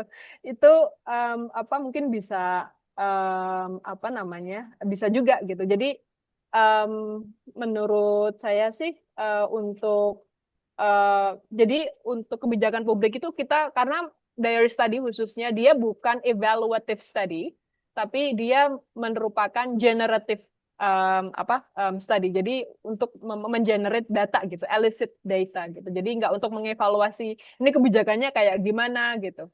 Ya, That's a different thing. Mungkin gitu. oke. Ya, ya. Saya setuju banget tadi Zulfa bilang sangat bisa ya, karena saya juga bisa membayangkan teman-teman di birokrasi, teman-teman ASN yang mungkin punya banyak sekali ketidakpuasan terkait kebijakan manajemen ASN, misalnya gitu ya, reformasi birokrasi dan seterusnya. Atau sekarang lagi ada gonjang-ganjing single salary gitu ya, itu bisa dituliskan banget tuh ya, janji-janji surga yang tidak kunjung ditepati ya, bisa ditulis gitu ya, just sebagai bentuk kritik terhadap salah satu isu kebijakan publik gitu. Kalau yang lain ada yang mau nambahin nggak? Saya nambah Umar dikit ya. sama Diba? Ya, silakan. Diba dulu deh. gitu. Oke. Kalau menurut saya setuju sih sama Mbak Sulfa tadi terkait dengan kebijakan publik. Jadi eh, malah menurut saya bukannya kalau dalam dalam artikel saya kan sebenarnya bicara tentang birokrasi ya. Sebenarnya secara tidak langsung gitu. Oh Meskipun ya, ya kemudian betul itu betul. Ya. dilihat dari perspektif personal gitu. Kalau dari saya itu. Ya, kalau saya nambahin boleh Mbak Kanti sedikit? Iya dong, silakan silakan. Ya, ya kalau dalam kebijakan publik ya itu justru sangat bisa karena justru malah kebijakan publik ini terlalu boring kadang-kadang.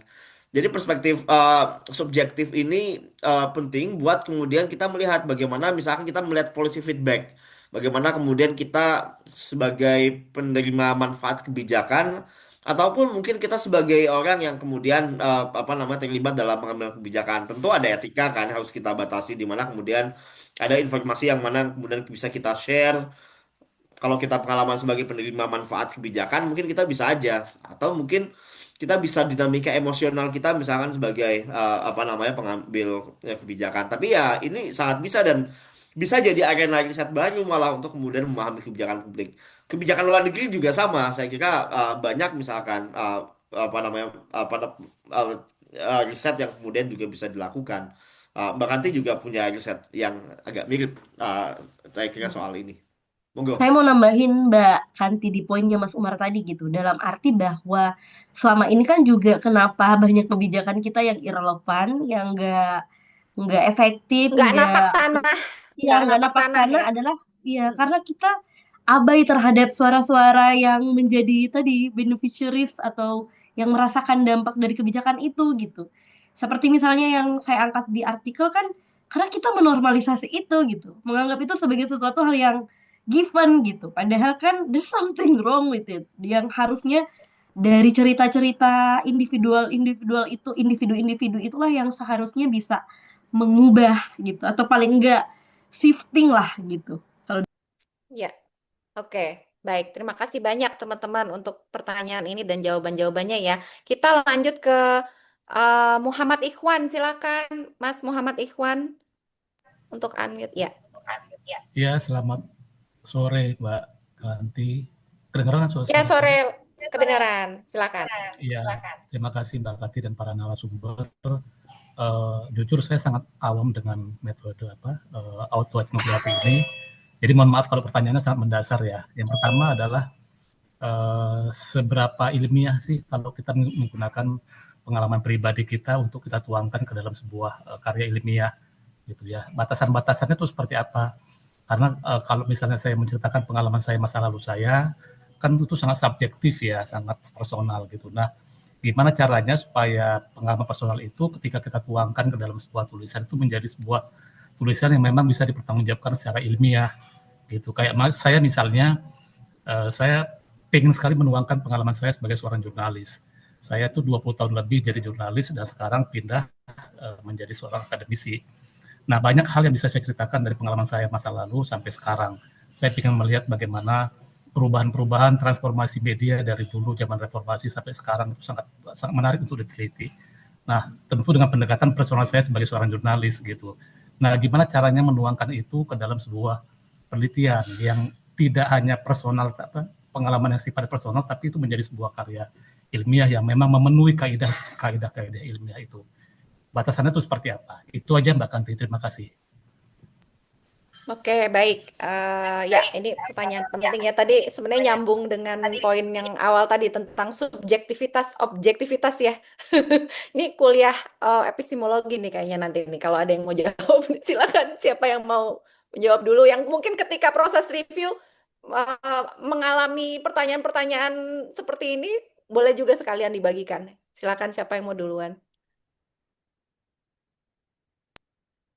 kalau saya mungkin saya masuk karena kalau terkait dengan tadi pertanyaan terakhirnya Mbak Kanti relate dengan pertanyaannya Mas Iwan tadi ya. Kalau kami mungkin karena itu karena apa ya kultur meneliti di jurnal yang kami tuju itu sudah biasa gitu ceritanya untuk menerima tulisan-tulisan artikel-artikel yang menggunakan pendekatan yang Mbak Sulfa bilang alternatif gitu ya dari yang mainstreaming yang mendikotomikan apa yang melihat bahwa penelitian seperti ini tuh etnografi atau kolaboratif etnografi atau dairy study itu sebagai sesuatu yang subjektif, um, sehingga kemudian karena mereka sudah terbiasa jadi tidak menganggap itu sebagai hal yang tanda kutip yang apa ya nggak valid gitu ya. Bahwa eh, perspektif atau pemikiran dan cerita personal itu adalah sesuatu yang bisa dijadikan sebagai landasan karena itu terjadi gitu. Itu kenyataan gitu ya, realita. Meskipun realita itu mungkin akan dibaca berbeda oleh dari sisi orang lain gitu. Tapi yang dirasakan feeling, pengalaman, cerita itu menurut saya sesuatu yang kalau dibilang apakah itu subjektif ya tergantung memang masing-masing, tapi apakah itu dialami, dirasakan, di apa menjadi bagian dari dalam identitas seseorang itu harus sesuatu yang harus diakui gitu dan itulah yang dia.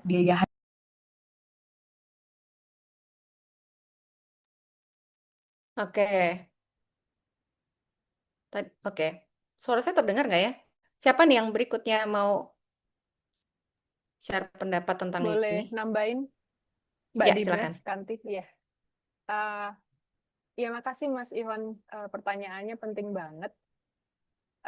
Mungkin saya akan respon dengan 2 poin ya. Poin yang pertama mungkin lebih ke strategi, gimana supaya nggak ditolak sama jurnal gitu. Tadi kaitannya kalau misalnya mau publish itu di jurnal, berarti mencari jurnal yang tepat gitu. Karena memang nggak semua jurnal bisa menerima autoetnografi sebagai metode untuk mengkultivasi data gitu ya.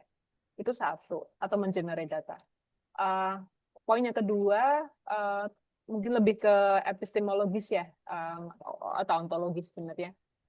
Jadi tadi keperdebatan subjektivitas dan objektivitas tadi yang Mas Ilham udah nyentil sebenarnya di depan. Mungkin kita perlu membongkar dulu sih objektif tuh apa sih. Kalau menurut positivis kan objektif di positivis objektif itu kan berarti semuanya yang bisa diukur, bisa dipertanggungjawabkan ke reliabilitas, kevalitannya, macam-macam gitu ya. Semuanya ada ukurannya, ada tes normalitas, macam-macam. Tapi sebetulnya kalau untuk apa, I would say critical epistemology gitu ya, objektif itu ketika peneliti bisa membongkar subjektivitasnya atau bisa membongkar subjektivitas itu berarti ya privilege-nya gitu.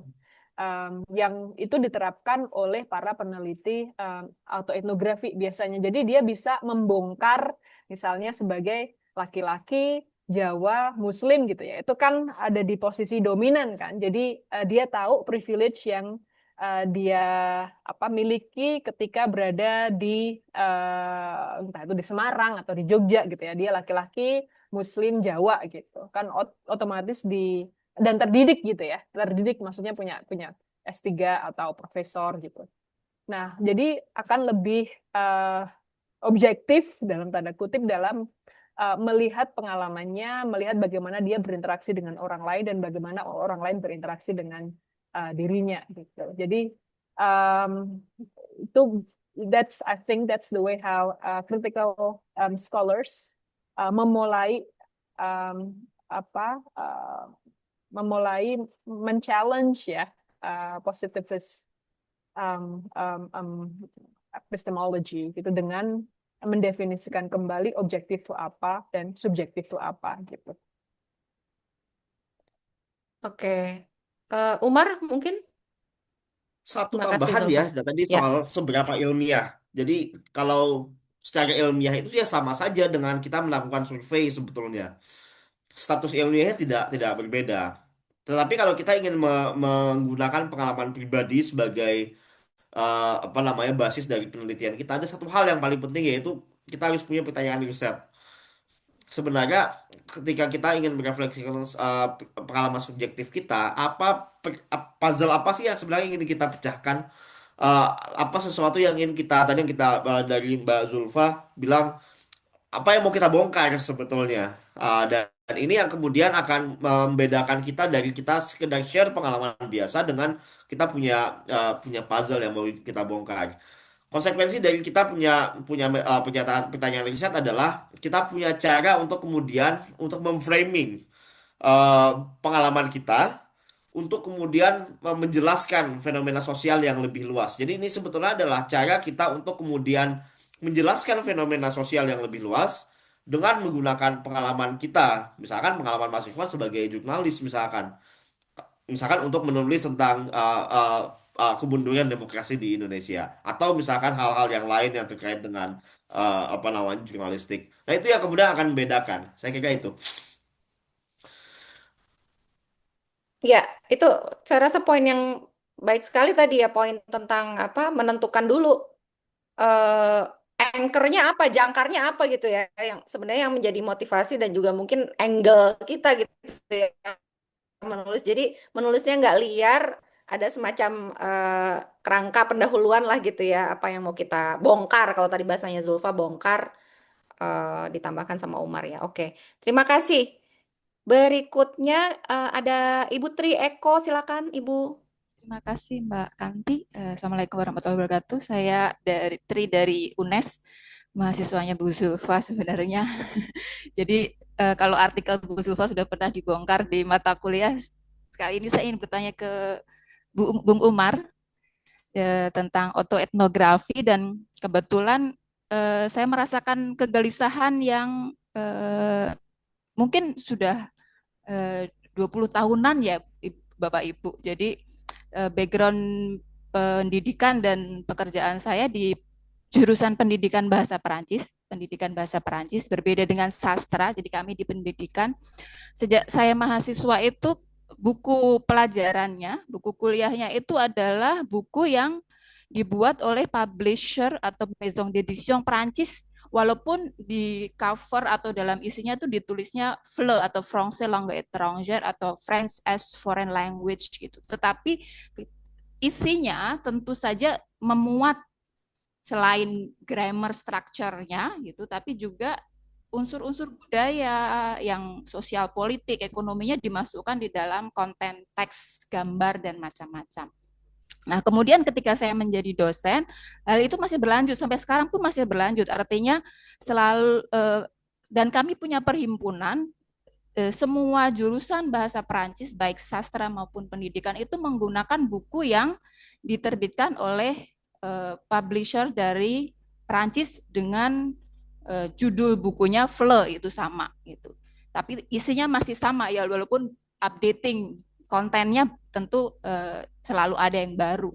Nah, ini berhubungan dengan artikel Bung Umar yang kolonialisme itu konteksnya di dalam jurusan kami, berarti saya memandang dari jurusan kami bahwa itu terjadi dari penggunaan manual bukunya, kemudian ada lagi bahwa kami itu saya tidak tahu karena mungkin saya tidak sensitif juga, tetapi bahkan ketika evaluasi assessment itu kan di Prancis dan Eropa secara umum itu kan menggunakan standarisasi CFR gitu. Jadi kerangka yang dibentuk untuk mengevaluasi 4 keterampilan berbahasa gitu Bapak Ibu. Jadi membaca, menulis itu sudah distandarisasi oleh Perancis dan bahasa-bahasa yang ada di Eropa. Itu juga diterapkan di kami. Sehingga lulusan kami itu yang akan melamar pekerjaan di kantor-kantor dalam tanda kutip frankofon atau di lembaga di bawah kedutaan itu distandarisasi oleh mereka juga gitu dengan standar level B2, atau kalau Bapak Ibu mengenal TOEFL kami gunakan DELF itu B2. Jadi walaupun mahasiswa saya itu jurusannya pendidikan bahasa Perancis, kuliahnya sudah 144 SKS, ketika mereka daftar saja screeningnya harus B2 dulu gitu. Jadi menurut saya itu juga bagian dari kolonialisasi yang dilakukan oleh Perancis kepada kami yang ada di jurusan bahasa Perancis seluruh Indonesia. Termasuk misalnya bahkan Ibu dosen, maaf, boleh pertanyaannya? iya. Masih ada pertanyaan di chat iya. soalnya. Baik, ke Bu Umar, apakah Bu Umar ketika menulis ini melakukan perbandingan dengan hubungan internasional yang ada di Indonesia atau khusus yang Bu Umar alami sendiri? Jadi maksud saya ketika saya ingin mengadaptasi pendekatan ini, apakah saya perlu mengkomparasi itu dengan kondisi-kondisi jurusan bahasa Prancis yang ada di universitas lain, atau cukup dengan pengalaman saya hampir mungkin 20 tahun lebih di bidang bahasa Prancis ini. Terima kasih, Bung Umar. Oke, makasih Bu. Silakan Bung Umar. Oke, terima kasih banyak Bu Tri Eko. Ini pertanyaan menarik soal soal kolonialisme Perancis ya. Jadi kalau kita melihat struktur pengetahuan kita itu memang dalam banyak hal dikondisikan oleh dua hal. Yang pertama adalah eh, warisan kolonialisme tadi. Warisan kolonialisme ini bukan hanya yang terjadi sebelum tahun 1945, tetapi bagaimana kita menormalisasi eh, perspektif tertentu, apakah itu Inggris atau Prancis sebagai referensi ketika kemudian kita memproduksi pengetahuan. Dan tadi yang Bu Tika Eko sampaikan itu adalah ya benar, itu adalah logika kolonial sebetulnya dalam dalam praktik pendidikan bahasa Prancis. Tetapi yang kemudian kan adalah kita tahu bahwa ada kolonisasi. Bagaimana kemudian kolonisasi itu kemudian mewujud. Nah, ini yang kemudian jadi pertanyaan yang saya kupas. Wujud pertanyaan kalau di dalam riset saya adalah dalam bentuk gatekeeping, bahwa ada kemudian otoritas akademik yang ditanamkan, tidak hanya bukan hanya melalui elit-elit luar, tapi juga oleh pengambil keputusan dan elit-elit akademik lokal sebetulnya. Dan kolonialisme itu bukan proses yang hanya melibatkan orang-orang asing, tetapi juga ada kolaborator-kolaborator lokal yang kemudian juga menormalisasi itu. Jadi proses normalisasi ini yang kemudian jadi penting. Tapi pertanyaannya adalah apakah perlu kita melakukan komparasi? Komparasi itu diperlukan jika kemudian kita ingin punya justifikasi yang lebih kuat. Tetapi pengalaman dan kemudian pengetahuan yang dipunyai oleh Butir Eko, saya kira sudah sangat cukup untuk kemudian membangun argumen bahwa ada kolonisasi Prancis. Nah, yang pertanyaan yang kemudian perlu dikritisi bukan komparasinya, tetapi bagaimana logika kekuasaan kolonial, logika tanda kutip kekuasaan dalam pengetahuan kolonial itu kemudian mewujud dalam praktik pengajaran bahasa Prancis. Dan kemudian tadi yang soal lulusan bahasa Prancis yang disertifikasi itu menunjukkan satu logika sebenarnya.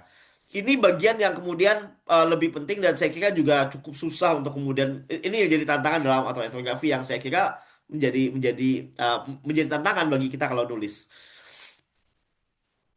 Terima kasih, Bung Umar. Wow, luar biasa ini. Berarti semacam encouragement untuk Butri untuk menulis ya. Menuliskan pengalamannya nih. Bung Umar. Sebentar, internet saya kok gini ya. Halo? Ya, Suara saya terdengar ya? dengar. Oke, baik. Ya, oke, saya lanjut ya. Ini sebelum saya bacakan, ini kayaknya ada pertanyaan terakhir dari Mbak Aninda.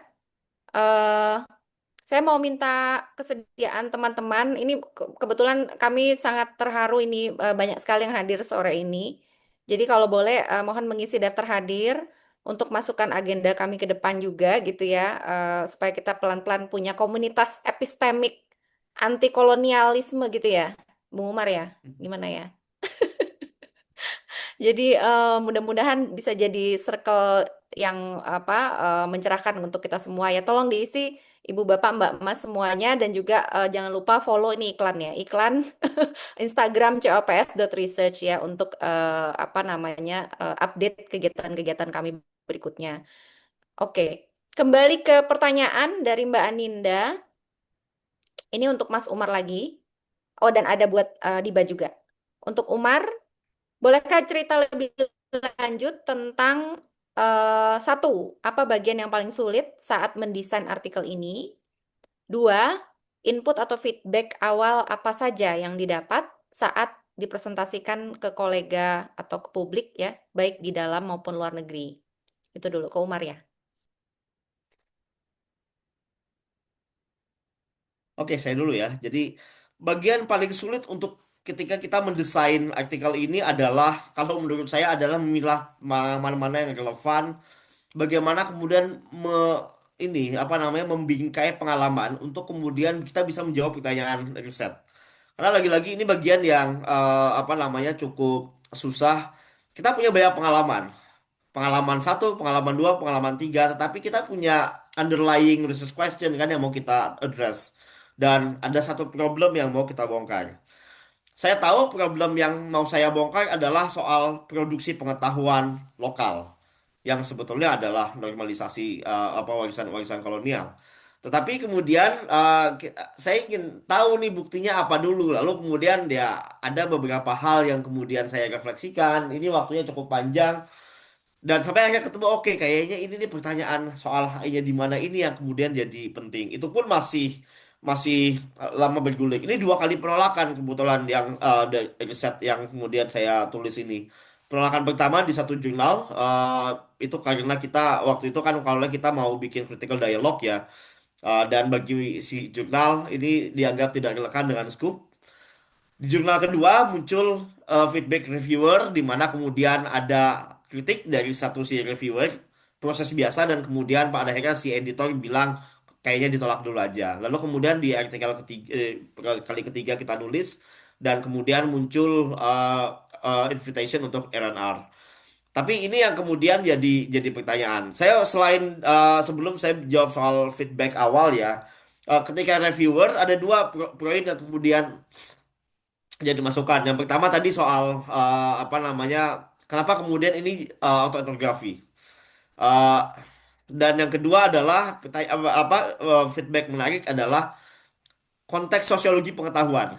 Jadi bagaimana? Karena di luar itu sebenarnya ada literatur yang cukup banyak soal kalau dalam konteks artikel saya, artikel postkolonial, literatur postkolonial, literatur global IR, literatur soal apa namanya sosiologi pengetahuan dan itu sudah established.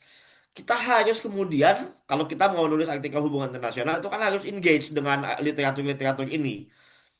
Jadi kita harus memastikan kita literatur kita ini punya kontribusi pengetahuan. Nah ini yang kemudian agak-agak susah. Tapi itu sebetulnya bagian yang biasa kita alami semua orang lah ya ketika kita menulis karya ilmiah. Jadi ya ketika kemudian ada input ya salah satu yang kemudian muncul adalah soal sosiologi pengetahuan. Saya presentasikan ini di satu conference di tahun 2019 sudah lama banget. Dan salah satu inputnya adalah menarik ketika konteks pengetahuan. Jadi saya ngobrol dengan satu kolega dari Brazil. Nah, dia menarik, dia punya pengalaman yang cukup mirip. Dia awalnya berasumsi bahwa tradisi HI yang dia pelajari ketika dia S1 di Brazil itu berbeda dengan tradisi yang di Barat. Tetapi yang kemudian dia lihat ketika dia S2 dan S3 kemudian di Inggris, loh ini sebetulnya sama saja. Cuma kan kalau di Inggris itu ada satu hal yang cukup berbeda bahwa sudah agak sedikit berkembang dari apa yang dia pelajari di Brazil apa namanya dalam konteks style, gaya, kemudian fokus. Dan ini bagi dia sampai pada kesimpulan bahwa eh, apa namanya ada proses westernisasi sebetulnya yang kemudian muncul di studi HI di Brazil. Nah, ini kemudian pengalaman-pengalaman yang sifatnya reflektif ini sebetulnya menunjukkan hal yang sama. Bagaimana kemudian kita bisa melakukan generalisasi tanpa kemudian kita mengurangi sisi kekhasan dari argumen yang kemudian kita tulis. Karena lagi-lagi kekuatan dari argumen autoetnografi itu pada kekhasan kita, pada subjektivitas kita, bukan pada generalisasi. Kalaupun ada generalisasi, ini bisa jadi ada resonansi dan kemudian uh, saya melihat di Google Scholar juga ada yang kemudian mengutip artikel saya dalam konteks negara-negara yang lain yang sebenarnya pengalamannya cukup mirip. Nah, itu yang kemudian awal ketika saya apa namanya menuliskan. Saya agak lupa ada satu lagi karena sudah 6 tahun yang lalu itu apa namanya ini awal. Tapi terima kasih ini dah pertanyaannya. Oke, baik. Terima kasih, Bung Umar. Berikutnya untuk Diba ya. Halo Diba, mana ya? Diba ada kan sini ya? Iya, Apa tantangan terbesar yang dialami saat pakai kolaboratif autoetnografi? Karena ini kan melibatkan banyak pengalaman dan variabel. Bagaimana menghindari echo chamber? pertanyaannya bagaimana menghindari echo chambers? Tantangan dulu kali ini, tantangan secara Oh, umum ya. tantangan. Oke, Iya, tantangan secara umumnya, tantangan terbesar yang dialami. tantangan terbesar. Menurut aku sih uh, nggak terlalu ada tantangan besarnya ya, karena kami prosesnya sangat kolaboratif begitu Mbak Kanti. Jadi em, kalau ada masalah tertentu gitu ya, atau ada kesulitan tertentu, kita sama-sama eh berdiskusi untuk menyelesaikan masalah itu gitu. Proses reviewnya juga saya harus bilang bahwa tidak lama, sebagaimana saya tadi bilang, lebih ke sebenarnya struggle di awal. Kalau saya secara personal struggle bahwa ini sesuatu yang eh, boleh nggak ya saya lakukan gitu, terutama karena membawa suara sendiri dalam konteks yang tadi saya bilang di awal terkait dengan bagaimana ada banyak orang juga yang involved dalam cerita saya gitu ya, personal naratif saya gitu. Lebih ke kayak itu sih, kayak ini bener nggak nih saya nulis nih gitu. Ini sejalan juga dengan apa yang ditanyakan Mbak Afrilia kalau saya nggak salah, yang dari Auckland. Tapi sayangnya beliau kayaknya sudah left karena sudah apa, karena waktu gitu ya, di sana kayaknya subuh. Em, Terkait dengan apakah kemudian institusi tempat di mana saya bekerja itu dimention, lalu apakah saya secara etik eh, minta tanda kutip izin dulu atau enggak gitu. Kalau saya sendiri dalam pengalaman saya enggak, karena kami juga memang, saya juga nggak tahu mau mau minta etiknya kemana gitu ya. Kalau harus etik, dan saya pikir bahwa apa yang akan saya utarakan itu adalah perspektif saya gitu. Itu adalah apa yang saya rasakan gitu. Paling tidak cara saya untuk agar exposure itu tidak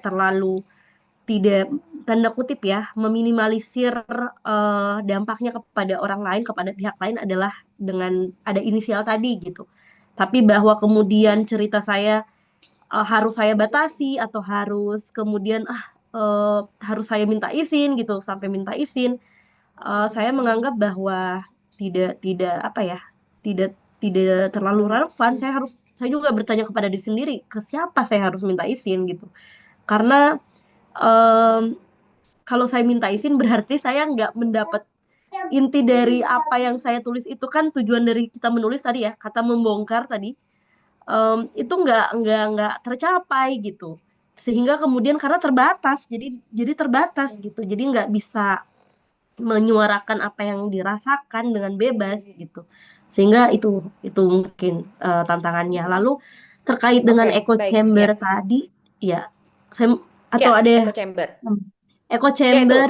berikutnya echo Em, chamber. saya nggak tahu ini dipandang sebagai echo chambers atau enggak, tapi eh, karena kami kolaboratif ya. Tadi kalau Mas Umar mungkin ada bagian di mana Mas Umar kayaknya menjelaskan tentang ini juga. Karena kami kolaboratif, jadi eh, kadang-kadang kan kita bertanya tuh, suara saya ini yang saya rasakan ini benar nggak nih gitu, valid nggak nih gitu ya.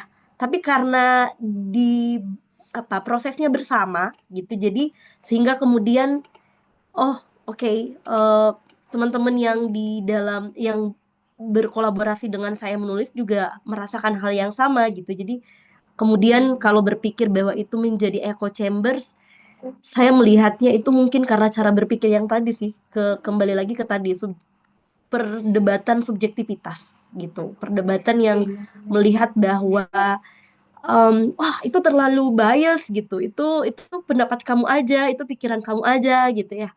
Jadi ketika ada teman-teman support system dalam kolaborasi riset ini, oke, em, ini bukan bukan nggak usah khawatir dengan echo chambersnya, karena memang memang seperti itulah gitu. Itu yang kamu rasakan, yang kamu alami, juga dialami orang lain gitu. Yang susah adalah sebenarnya, poin intinya adalah unheard stories-nya gitu. Karena orang takut, Ya, karena terbatas, karena merasa, saya bener nggak gitu.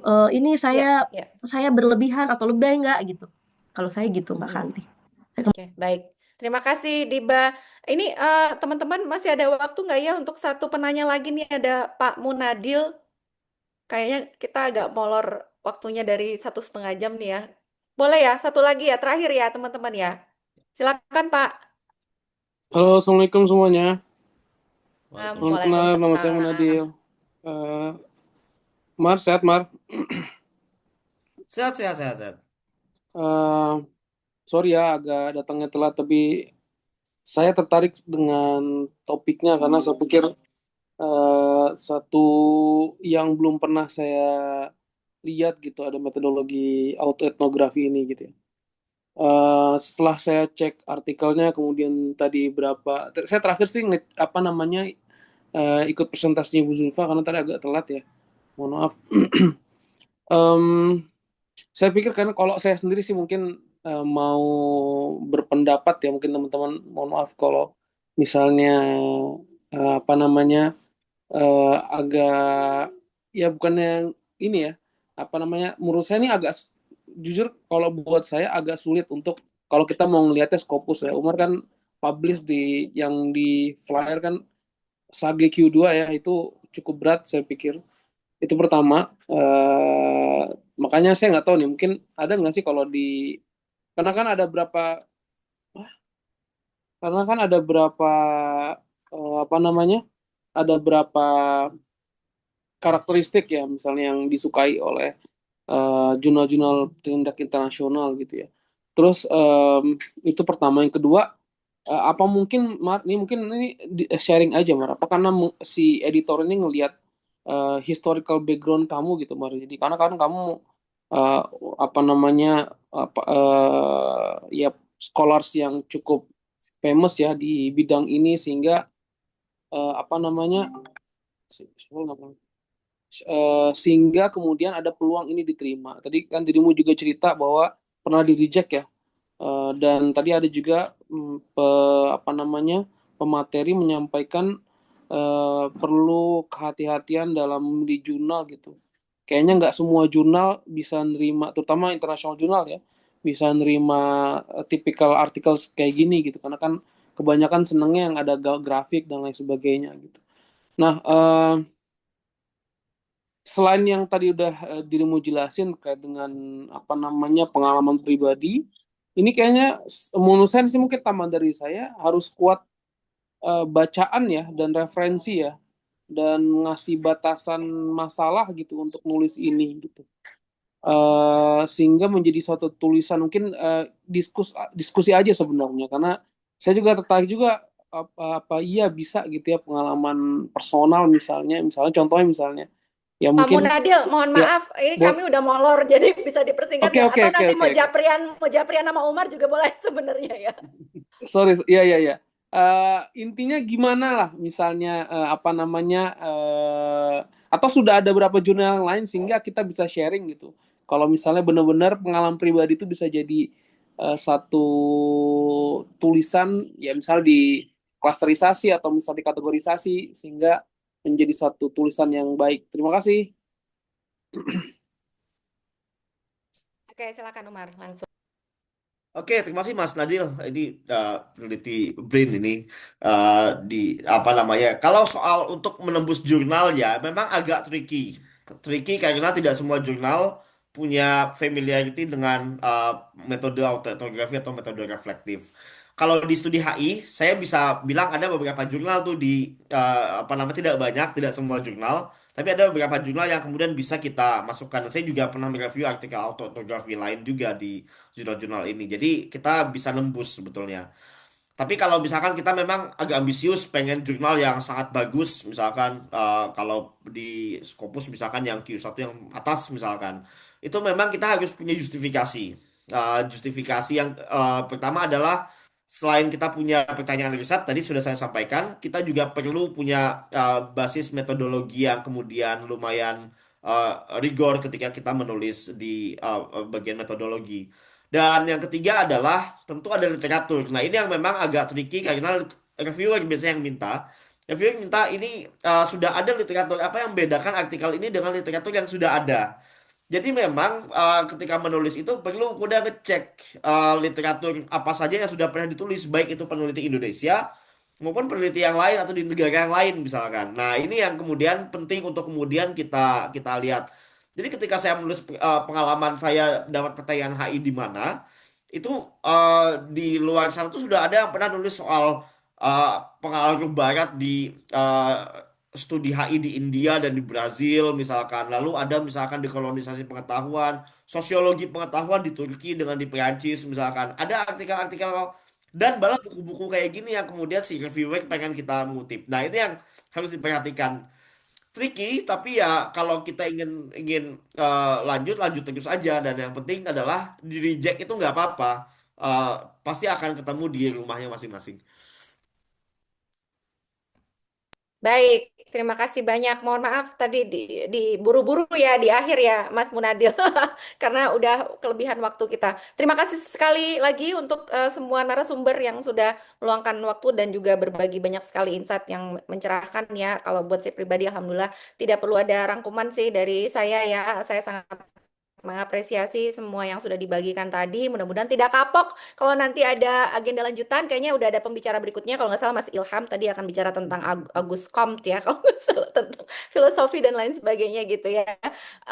Sekian dari saya. Mohon maaf apabila ada yang kurang berkenan dalam penyampaian dan dalam pengorganisasian hari ini. Terima kasih juga ke Syahida nih, asisten yang udah bantu untuk organize tadi ya di balik layar. Demikian saya tutup ya. Assalamualaikum warahmatullahi wabarakatuh.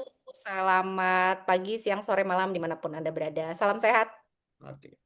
Terima kasih. Pamit. Terima kasih semuanya. Terima kasih banyak. Terima kasih.